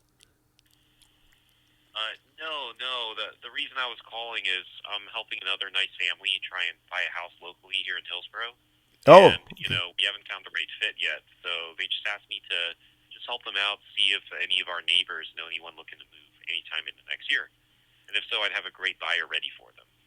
So, Okay. Yeah. just wondering if you know anyone who might be thinking of moving. Yeah. I don't know, but try calling Phil Chen. He knows the market quite well. But I appreciate that though. Thank you. All right. Hey, yeah, thanks a lot. Appreciate it. All right. Thanks, man. Have a good day. Thanks. Bye. Appreciate it. Bye. Okay. Bye. Sorry about that. I never answer my phone ever because I always get unsolicited stuff like this.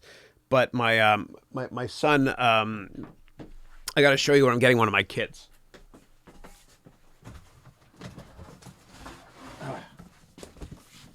So this here,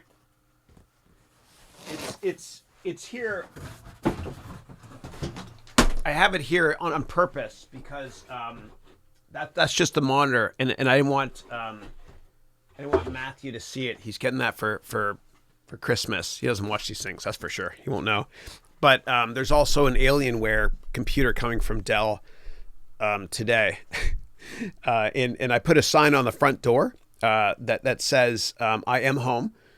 Please call my cell number at this number, and I'll open the front door. And it's supposed to be FedEx at some point today. I don't want him to see it; it'll break my heart. But anyway, the good thing about having kids is you can buy them presents that you can play more than they can. Sort of, no? Kind of like Homer with a bowling ball he bought from Marge. Remember that in The Simpsons?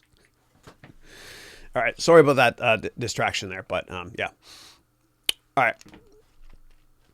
Okay, so Swami's saying, I don't understand every battle's won for, it's been fought. Can you explain? Yeah. So I have different backdrops for every single class, right? And this is just one of the ones I'm kind of working on for next week. So Sun Tzu and the Art of War is a great book, kind of like a samurai book, but it has a lot of business connotations to it. And I believe that, I'm a pacifist, got a lot of love in my heart, but I think that business is war. In that if you prepare for battle well in advance and more so than anybody else, then you've already won in your mind, especially. And I'll give you the confidence to excel. And so when you're interviewing, if you prepare enough, you're going to get that job if you prepare enough. And so if going to that interview is kind of like a battle or a war, whatever it is, meaning you're competing aggressively with other people, and yes, I am a pacifist, then if you prepare enough, then you already got that job before you went to the interviews, or your money back. Lifetime guarantee from me. Lifetime. That's what I do with that complete job course. So every battle is won before it's been fought. All right, next up is MJE. MJE saying, "G'day, Chris. G'day, Michael. How are you? Didn't see you being a cricketer. You are a man for all seasons, studies, and sports. You are just reinforcing my thought that you are an awesome superhuman. Thank you. God bless you. God bless you and your family as well. MBA. Many blessings." That's what you wrote that. God bless you. Thank you. And you wrote that in one of your emails to me when you got accepted to the MBA program. Many blessings around or something. MBA. And I said, no. MBA stands for married but available. I'm just kidding. No. But thank you. God bless you for that. It's always great to have you. And I get in a good mood whenever I see your name because I read that poster, which is pretty cool. You should get that poster for your wall too, man. That'd be dope. That'd be dope. Yeah. That's cool. Put it in your office. And wrote it saying, "Who is America?" Yeah, I saw every episode. TV show starring Sacha Baron Cohen. Funny show. He even pranked Dick Cheney and made him sign a waterboard. Yeah, Borat. I saw it. Hold on a second, guys. There's somebody at my front door. Yeah. Yeah, there's somebody at my front door, so I'm going to be right back. Okay, so please don't go anywhere. I'm so sorry.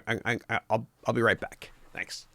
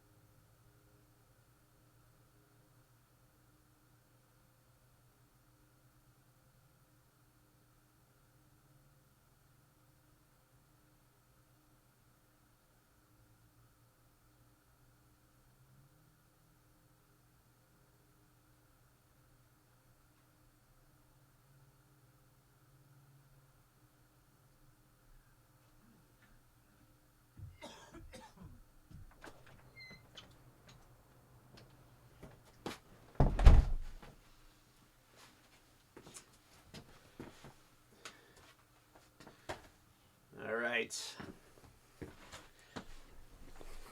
False alarm. It's just the locksmith.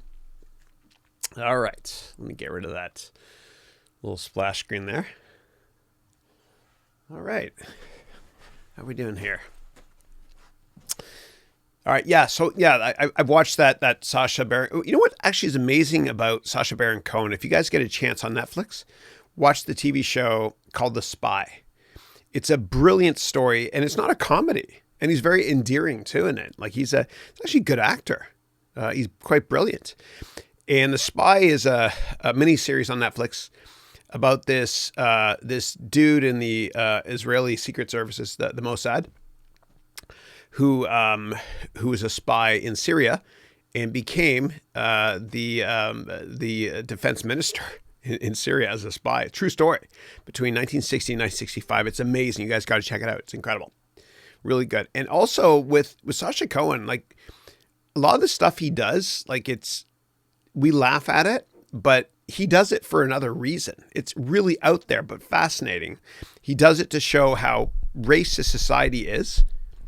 And if you get a chance, please watch his speech that he gave at the NAACP, which was absolutely brilliant. Absolutely brilliant. This guy is so well spoken. He's freaking brilliant. He's like an Oxford dude or something, right? But I think it was NAACP Sacha Cohen speech. It was brilliant. His delivery, dude. He blasted Mark Zuckerberg in this speech as well. Like watch it if you can. I don't know where you guys can watch it, but it was absolutely brilliant. So I'll copy this if you want to navigate through and somehow watch that if you guys get a chance. But it was amazing, really, really amazing. So anyway, hopefully that link works. If not, you guys know what to search for. Yeah. All right. Let's see what else we got here. Swami is saying, have you listened to Can't Hurt Me by David Goggins? No, I've never heard of that. You wrote it's your favorite book. I'll check it out. Thank you. I'm doing a little screen prints. Thank you. Okay. And then Solly, hey, Solly's in the house from Lithuania saying, do you follow and admire someone alive and why? Yeah. Yeah, I mean, my dad is my hero and my mom too. You know, my dad is like a father to me. No. My dad is just, I don't know, he's just the best businessman ever and just the best guy ever. Yeah. So anyway, he's my hero. And my mommy too. And my parents, oh my God, dude, my parents, I think they're gonna get really pissed. So I don't know if you guys remember, but like 2 weeks ago when we did this webcast, we had 66, you can go watch it. Watch the first 30 seconds. And you'll see that I pranked my parents by I stayed in their apartment in Toronto 2 weeks ago when I did the webcast. And I bought 24 of these little mustache stickers and I put them on all the plugs and watch the intro. It's kind of funny. Yeah. But aside from that, who else do I admire? Bill Gates I've always admired, you know, since probably 1990 when I started undergrad. I read every book about him then. I got to meet him a bunch of times. It was cool too. So I definitely admire him a lot. Tony Robbins, I admire. I went to Unleash the Power Within, which everybody should do. Don't waste your money on my courses. Go to his. It's life-changing. And then who else do I admire that's still alive? I don't know, dude. I don't know if there's anybody else. I mean, yeah, there's probably a lot. Oh, Bill McDermott, the co-CEO of SAP. Oprah Winfrey. I think she's amazing. Yeah. Who else is there? Yeah. I don't know. Oh, Matthew McConaughey. I think he's great. He gave an amazing, right from the heart, Oscar award speech you guys got to watch in 2014 for Dallas Buyers Club. He was just himself. I loved it. And he's also a teacher now at Austin in Texas. He's teaching, I think, filmmaking or something, which is pretty cool. Pretty cool. All right. Next up, do you self-analyze yourself? Not as much, really. I mean, I'm always on camera. I do this weekly webcast, and then I'm the one that makes every vlog of mine. I do everything myself. I do look at everything. So I guess I'm kind of aware of stuff, but no, I'm not too critical of myself. I don't really care. Like I wear, Christine hates these, but I wear these shoes that are so old, and you guys never see it, right? There's holes in it and everything. And I just love these shoes, and it's driving her crazy. Right. And I was like, fine, I just ordered some Yeezys, which will come tomorrow. But I never, like, I don't care. Like, this is me. Right. It's kind of like my old sweater. Like, what I wear on camera here is different. Obviously I try to look presentable, but I just don't care. I just don't care. Right. So I don't really analyze myself in that respect, but I do analyze classes, business. I look at the likes as well, just because I want to make sure that I'm delivering value. I pay close attention to feedback. And we've got a Slack channel. I don't really check Slack for those of you that use the Slack channel that are taking my MBA degree program. Only you guys have access to it. But I glance there every now and then just quickly, or I might, if I have time, whatever, just to see if there's feedback, like where people are really confused by the Excel lesson or whatever it was. But no, I don't. I used to self-analyze myself. I used to be really insecure. You know, I used to ask people, should I wear this shirt? Does this look good? And then if you ask people for advice too much like that, you're hurting your own confidence. So you just decide for yourself going forward. And I used to care what other people thought of me. But as Dr. Seuss said, those who mind don't matter, and those who matter don't mind. And having kids, you get to read a lot of books. And Dr. Seuss, he's brilliant, man. The guy's got a lot of deep quotes, like really deep stuff. It's kind of like Seth Cohen, or not Seth Cohen. Seth Cohen. Who's Seth Cohen again? That was from that TV show, The OC. No, Sacha Baron Cohen. His comedy is multidimensional. Yes, it's funny, but it's also being done in a way to prove and show society how backward society is.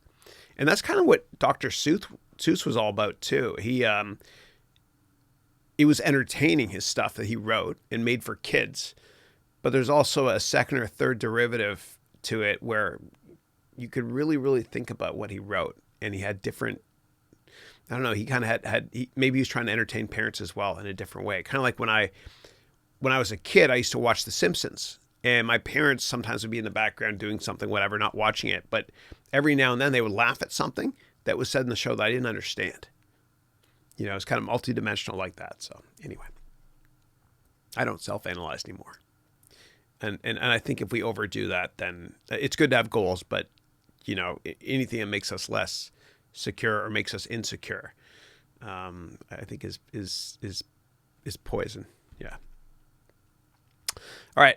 Next up is Solly. How do you find your weaknesses? Yeah. And Solly, we're going to, this Tuesday, like Monday's class, we're going to do economics management and strategy for the MBA degree program. And then Tuesday's class, what we're going to do is I'm going to start teaching you how to analyze your weaknesses. Okay, and so let me just save it for that class, but there's going to be a workbook where you're going to have to write down what your weaknesses are, and I'm going to help you discover them. And then we're going to turn those weaknesses into strengths so that if anybody asks you about your weaknesses, you'll be able to answer questions in such a way that it's actually an incredible strength. You'll see. We'll get there, but it's a very, very time-consuming exercise that we're going to do together, and it's going to be life-changing. I humbly think you're going to love it. You're going to love it. So let's wait until Tuesday for that one. And then Moving Gifts. What a cool name. Moving Gifts is saying, love your knowledge in your channel, Chris. Thank you. Thank you.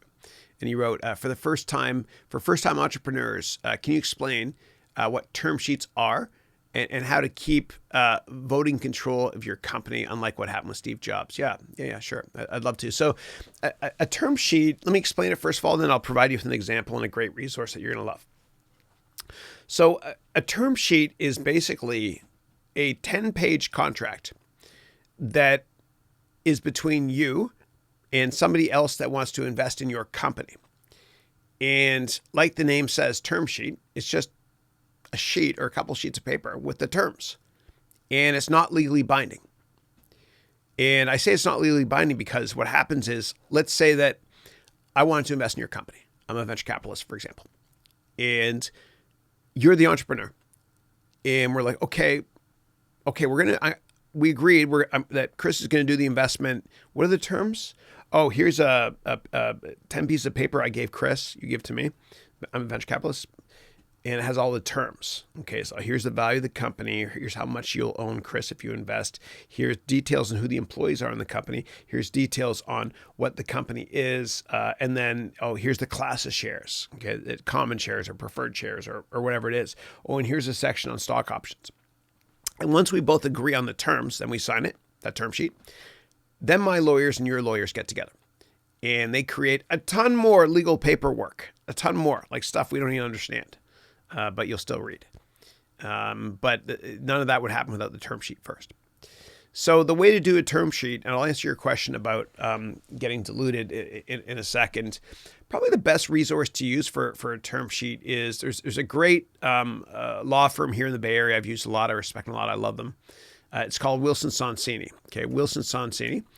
And you can do a search for Wilson Sonsini term sheet. And then what you can do is you can actually click through it, and it will help you understand. Whoops, wrong link, but we'll get there in a second through URL forwarding here. There we go. Great. Okay. And they just changed the look and feel here. So let me zoom in a bit. Okay, I accept something I didn't read from a law firm. There we go. Good. So what you can do is you run through this term sheet generator. Okay. And then what will happen is it'll actually tell you. It'll tell you what each term means in that term sheet, so to speak. And by the time you're done with it, and it used to be 47 steps, kind of like a wizard in old client-server software, 47 steps of stuff they'll ask you, and then it'll automatically create a Microsoft Word document for you. Okay, and then you can use that. And it's probably a brilliant, I mean, it's great they've done this because they care, but it's also probably a great way for them to upsell to, I guess, legal services, right? It's actually quite brilliant. So anyway, you can click through this here. It's here somewhere. Let me see, where is it again? Term sheet generator. Here it is. Okay, it'll open up. You still recording? Good. All right, it'll take a second or two to load. And then what happens is you just go through and answer a bunch of questions. And then again, once you've answered all the questions, this is me buying time, by the way. Once you've answered all the questions, then it'll create it for you. So let's do it. I have read this. Click Start and Continue. Okay, save and continue. Here we go. What's the company name? So I'm going to go here and Moving Gifts. So I'm going to create a company. You asked a question, Moving Gifts. That's your name there. So I'm going to write Moving Gifts Incorporated or LLC. I don't know what it is. And then it's saying, well, and let me make this bigger so you guys can see a bit better. Where was this company organized? Okay, so it's Delaware, California. I've done both. California because that's what the state Wilson Sonsini is in. But Delaware is a state on the East Coast of the United States, for those of you that are international. And the founding fathers, meaning the people that kind of wrote the Constitution of the United States, they were lawyers. And a lot of them eventually lived in the state of Delaware. And because lawyers lived in Delaware for hundreds of years now, they kind of have a great process there, kind of like economies of scale. They figured out how to crank out, legal stuff quickly. That's why people say it's a Delaware listed company. DE is the moniker for it. You click Save and Continue, and then it's going to say, what kind of stock is it? Is it the first time you raise money? That's A round. If it's the second time, it's a B round. Third time, it's a C round. You guys get the idea. So let's say it's B round. Save and Continue. And then here it says, will investors be receiving warrants? You're like, oh, dude, what is warrants? What the hell does that mean? Oh, it explains it right up here what warrants are. You can read this. Okay. And then click through it and say, well, how much money are you going to raise? And then you can give an amount or a range. Okay. And so let's say the amount of the offering for your company, which is what's called again, Moving Gifts. So let's say it's $1 million. One. Okay. And then you say, include a pre-evaluation in the term sheet. And if you want to know what that means, just click here. Okay. And so before the deal is done, say that the value of the company, because it's B round, it was 500,000. Number of shares to be sold. I'm just making this up. I don't know how many. Yeah. Price per share you can do here as well. I don't know. It's usually in pennies. Cash instead of debt. Click Save and Continue. Go through all this stuff, yada, yada, yada. And then and the name of the investors here. And then what happens, and I'm not going to do all of it, is a term sheet is then automatically created for you. And don't use that as legal gospel. Like after you have that term sheet, then talk to a real lawyer, please. But that will help you kind of understand the whole term sheet process by going through those steps I just provide you with. And the document will be created in Microsoft Word format. It'll help you understand the whole process a lot better too.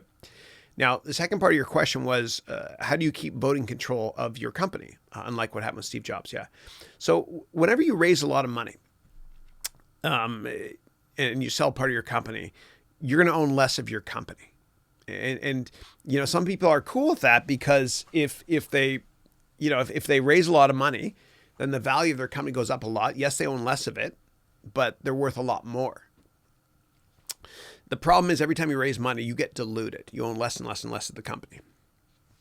And the way to avoid that is just, always keep more than 50% of your company. Because what can happen is a lot of venture capital firms can get on your board and decide to fire you, which is tragic. It happens all the time. And if you want to see the poison of lawyers getting involved in this sort of thing and greedy entrepreneurs, then watch The Social Network with Jesse Eisenberg. And that guy's a brilliant actor. He's like that in real life too. He came out and said it. He's a little bit distant, right? But I think he's a great actor. But check that out if you want. The loss scene there was tragic, but kind of emblematic of what really happens. And there are a lot of movies on Steve Jobs with loss scenes as well. Where anyway, you can watch those online if you want as well, or rent them. But the way to ensure that you keep control of your company is make sure you hire lawyers that will, look out for you when you sign or give out legal contracts. And for me, and I've been offered a lot of times to sell part of my company here. I have investors in United Arab Emirates that have reached out to me. I won't do it. I don't care. Like, I don't want to get huge. I just want to kind of enjoy doing what I'm doing and not give up control, live my life, my own terms. And for a lot of people, when you give up part of your company, it's a recipe for disaster, because if you have the wrong investors and the wrong people on your board that are investors, it's worse than divorce. At least with divorce, which I disagree with, whatever, but at least with divorce, it's done, it's final. When it comes to dealing with bad people who are investors or pain in the ass board members, you're stuck with them, dude. You're stuck with them. So just be careful. And talk to lawyers first, obviously. But it's hard because, and for those of you that own your own company, or your relatives or your parents own their own company, you probably notice that company is kind of like one of their children. And it's obviously they love you more. I hope. but it's one of their children. And if somebody were to, take that company away from them, it's like somebody ripping a child out of their arms. Not as bad, but you get the idea. I don't want that to happen to you. So make sure that you lawyer up. You talk to lawyers first before signing these any legal documents. And so moving gifts, hopefully that was helpful. If you have additional follow-up questions based on the term sheet explanation and how to not get diluted, then please let me know. And thanks as always. All right, let me go here. All right. And you know what I should probably do is I should probably paste that link. Yeah.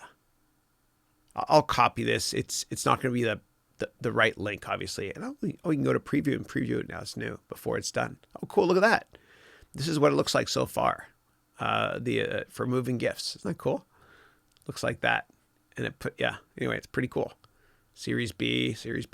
All right, neat. Great. So anyway, I'll copy this link here for you guys. Obviously, it's not going to be the perfect link, but you guys can just look at the beginning part of it, and that might help you get there. Okay, done. See if that link went through. Yay, good. All right, and Solly is saying, is there anything in your company you wish would be better? So I mean, I wish that we could render all the 4K files for the MBA degree stuff faster. We got it down to less than 12 hours now. So if you're taking the morning session or the afternoon session on Monday or Tuesdays, before midnight, that same day, my calendar day, my San Francisco time, we have the 4K, we have all the files rendered and ready for you to watch in case you missed it. But I want that to be instantaneous. I want it to be immediate. And I don't want it to take that long. And that's why I bought that new Mac, whatever, coming in a week or so or 2 weeks, so that we don't need a proxy for video. We can render it all, right away. So speed. And I believe that small groups of people can change the world. And I don't like having lots of employees ever. I just like having a handful. And I love to try to, I don't want to say replace people with technology, but spend a lot of money in technology so you don't have to hire as many people. Right. And people think that technology is expensive. And yes, it's very expensive. But you know what? Labor is more expensive. All right.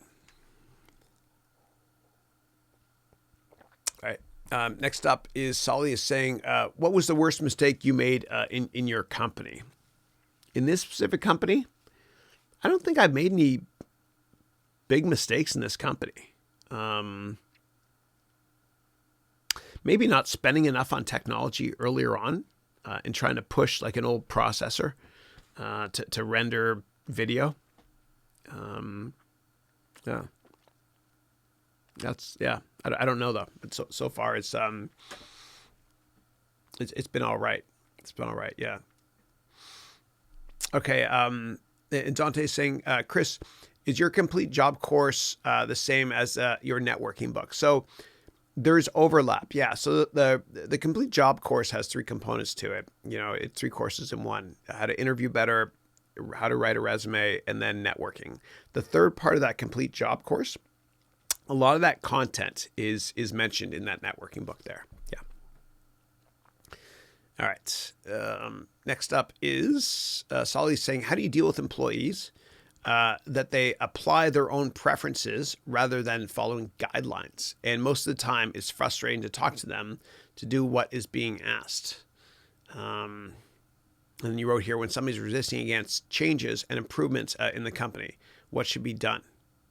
Well, if they're destroying productivity and the corporate culture as well, they got to be warned. Somebody's got to sit down with them and tell them. And if they don't fix that quickly, they should be gone. And it's tough firing people. And I'll teach you all in the MBA degree program. I have a class on it, on how to hire and how to fire. You always want to hire slowly and then fire quickly. And the first time you do it, the first time you fire somebody, it obviously it hurts them more than you, but you're actually helping them in the long run, especially if they're not passionate about what they're doing. But it's hard to. The first time you do it, it's, oh my God, it's rough. Like, you're impacting somebody. And I'm always very generous with whatever benefits and stuff. But anyway, it's tough. It's tough. So, but I believe in firing quickly. Yeah. After people have been warned.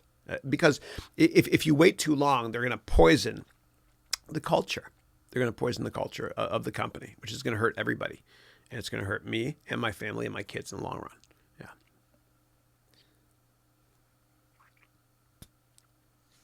Yeah.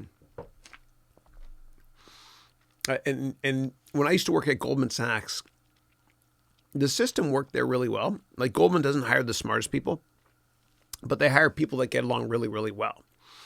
And there's 360-degree reviews. And so people are reviewed by their assistants, their coworkers, their boss, etc. Maybe even people in different departments they partner with. And that kind of keeps the jerk factor really, really low. Yeah. And they also interview you like 40 times before you get in. Yeah. All right. And that's what I do too. I interview actually more than that. Like for my core group of employees, I kind of had them as kind of, interning for a while. Actually for more than a while. And then once things worked out, then they joined me. Yeah. And yes, I have done it with other people as well. There's a lot of people that have gone through this process with me that I've not hired. Yeah. And even some people I hired, and I pretty quickly I terminated that. Yeah. I don't want to go there.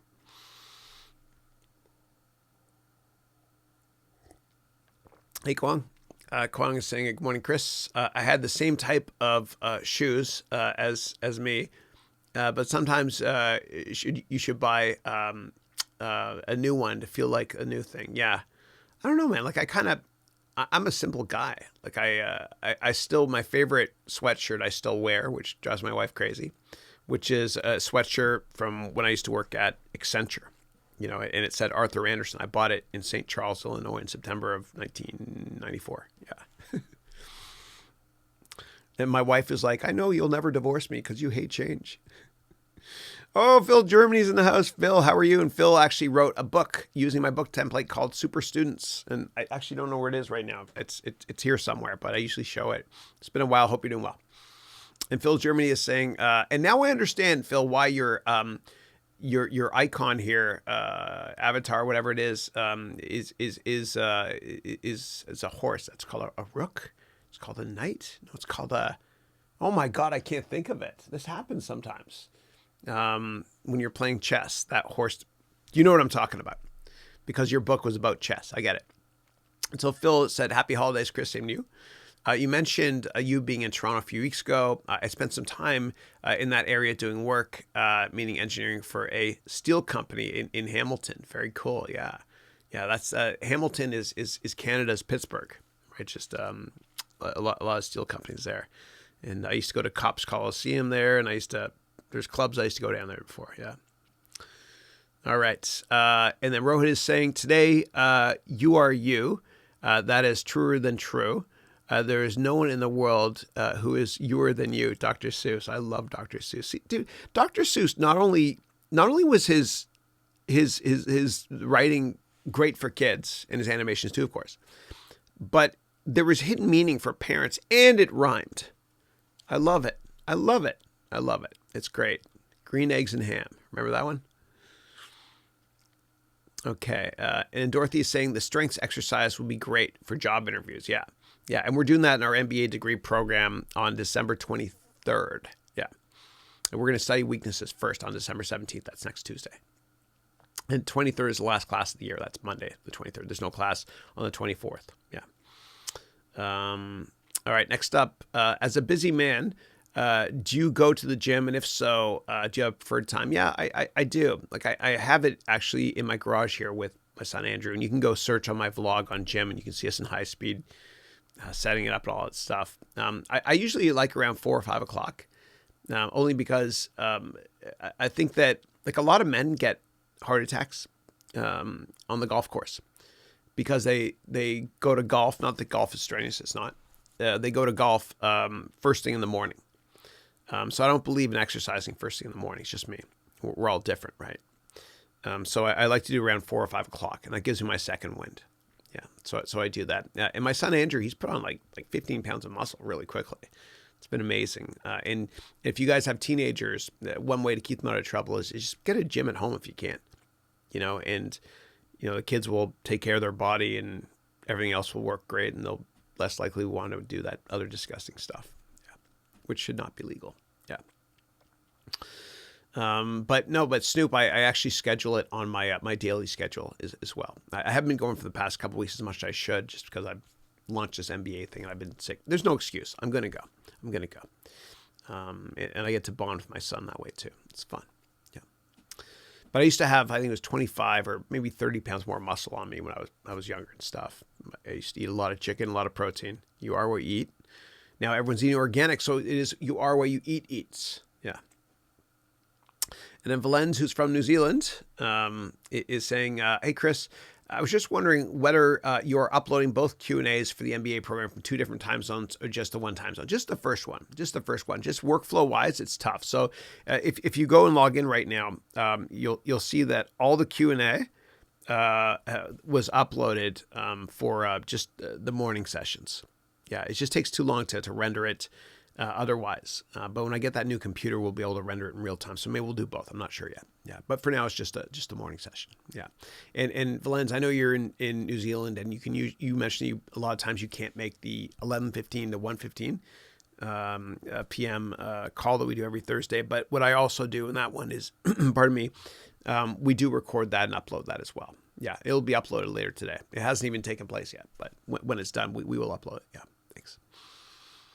Okay. And then Swami is saying, when I want to talk with new people, my brain gets blank. I can't speak, and I look dumb and I look arrogant when others talk to me because I can't speak. Yeah. I think a lot of that is up here. Like, I remember when I went down to work on Wall Street, I was so nervous, man, in my 20s. And I thought to myself, if I say nothing, people will just assume I'm dumb. But if I say something, they'll know I'm dumb.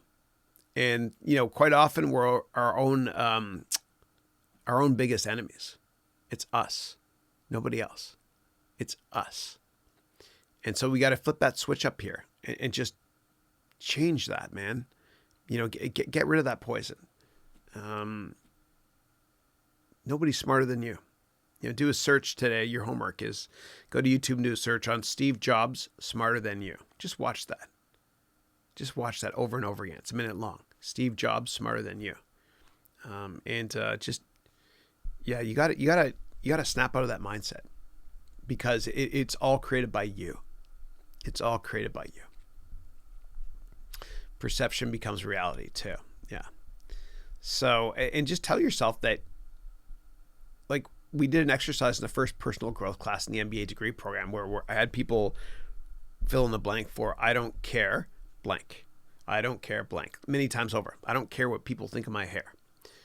I don't care what people think of of my clothes. I don't care what people think of my accent. I don't have an accent, by the way. Everybody else does, not me. That sort of thing. I just don't care. And once you truly don't care what people think about you, then you've reached this awesome level of freedom you never thought you could have. So just tell yourself that I don't care. I'm not telling you to be rude or disingenuous, whatever, but just tell yourself I don't care, because I'm reading between the lines there. You said I look dumb. You said, but that's your perception, that you look that way. You just got to tell yourself, I don't care what people think of me. And once you eliminate that poison, so to speak, from your mind, I think you'll never run into that same issue again. Yeah. All right. You're most welcome, moving gifts. And then Simcha Beller is saying, as an employee, can I send a thank you note and or a gift to people from other companies that I worked with or on a project, thanking them and complimenting them on the work we did together? And then you wrote here, is that appropriate for my position, or is that only for my boss to do? Yeah, I don't know. And from a compliance perspective, like, I know that for finance companies, a lot of times you can't give anybody a gift that's worth more than $100.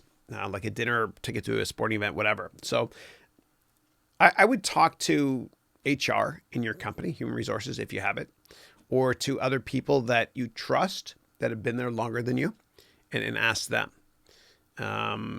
Because it might seem like you're going over your boss's head as well. Just be careful with that. And I hate politics, but you know what? It is what it is. So, and when you bond with other people in the company and you find mentors, make sure you bond with the assistants. They're almost more important than anybody because they've been there longer than most people. They've worked with your boss longer than most people, and they understand better than most people how the corporate culture works. Yeah. So maybe talk to your boss's assistant if she has an assistant or whatever, or not. So, all right. Next up is user 12 is saying, how do you break into private equity or venture capital right out of undergrad? Yeah. I don't recommend doing it in venture capital out of undergrad because venture capital, like if you work hard enough and you network enough, you can get a job in VC. You can do it. Anybody can do it with my methodology.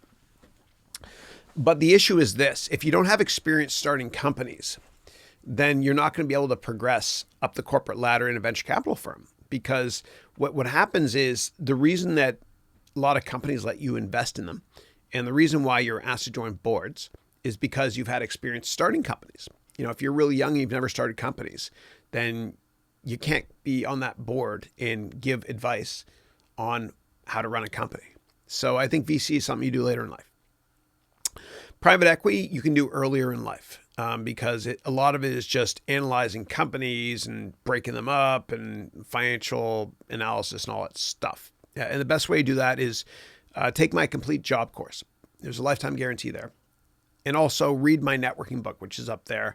A little bit blurry because of the aperture here, sorry. But you can go to my website, harounventures.com, and read my networking book. Download it for free. And that will really, really help you to get informational meetings with people that work in private equity. And then you can sell yourself. Yeah. So read that book and take my complete job course. And I promise you that'll help you. Okay. And Asamina, who's making a video game, is saying, I was designing a cutscene the other day and I got sucked in the history of the story I am basing my game on.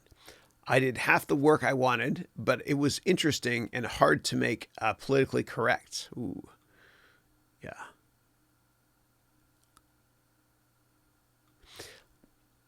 Yeah. I've had friends that have I've had friends that are based in the Czech Republic that create video games, and they're trying to be historically correct, but the people in the game is not representative of society today. And so people get upset. So I think it's tough making a game that's historical. Just try to make it in such a way that it doesn't offend anybody. That's what I would say. Read between the lines there if you want. Yeah. But I'll start doing something and I'll get suckered into having Wikipedia on my desktop here. You know, I'll be working on something, and for some reason in my head, something really dumb will pop up. Is the Tabasco company held by a corporation or is it a private company? I got to look that up, and I'll go there and I'll look it up and I'll read into it. I'm just curious. So anyway, Wikipedia can be a dangerous thing productivity wise, but I'm so intellectually curious about stuff. I have to look up stuff all the time. Yeah. Yeah. And I'm a history buff as well. All right. Next up, Valens from New Zealand is saying, I'm going to Indonesia next week for holiday. Very cool. I love it. I love Indonesia. I went to Bali on my honeymoon and I loved it. The cool thing about Bali is that I remember I walked up to this store in the market where they made leather or made jackets. And there was a GQ magazine. And the guy said, pick any jacket and I'll make it in an hour for you. And there was this jacket that I think it was George Clooney was wearing. And I said, I want that one. And he made the exact same one for $40 in an hour, which I still have. It's pretty amazing. It's pretty amazing. I loved it. God, people were so peaceful there too. I loved it. Yeah. Okay. And then you wrote here, you'll do a Zoom call with me so you can introduce yourself. Feels rude asking you a lot of questions without showing my face. No, it's not rude at all. But yeah, no, if you're in Indonesia, and you're in a hotel room, make sure I can see outside. I want to quickly bring me over there if you can. I want to see what the view is there. Yeah, I'm jealous. Have fun. You're most welcome, Swami. And then Solly is saying, I was listening to Napoleon Hill, and he said, if you don't self-analyze and be self-critical, someone else eventually will tell you your issues and problems in a different way. So I think it's better to know yourself soon. Yeah. But also, I would just ignore other people when they criticize you, especially when people criticize you unfairly. That's a recipe for hurting our confidence. And when somebody criticizes you unfairly, I mentioned this before, you got to tell yourself, unjustified criticism is more of a compliment than anything else, in that they're probably jealous of you and they're insecure. And maybe it's that dude that peaked in high school. Y'all know who I'm talking about. Yeah. So sometimes when I get criticized unfairly, in my mind, I'm like, thank you. You're so insecure. Thank you. That's what I think. And then Simcha is saying, back to my question before, I work in construction and I want to make connections through sending them small notes or gifts to the team of other companies. I worked on a construction project. I would, if this is the same question you had earlier with respect to going over your boss's head, I answered that one already. Yeah. But if I haven't answered it correctly, then let me know, please. And then Simcha is saying, what books can I read, pardon me, to help me make good connections and relationships with people I meet? Yeah. So I would start with a book called The Startup of You by Reid Hoffman. He founded LinkedIn.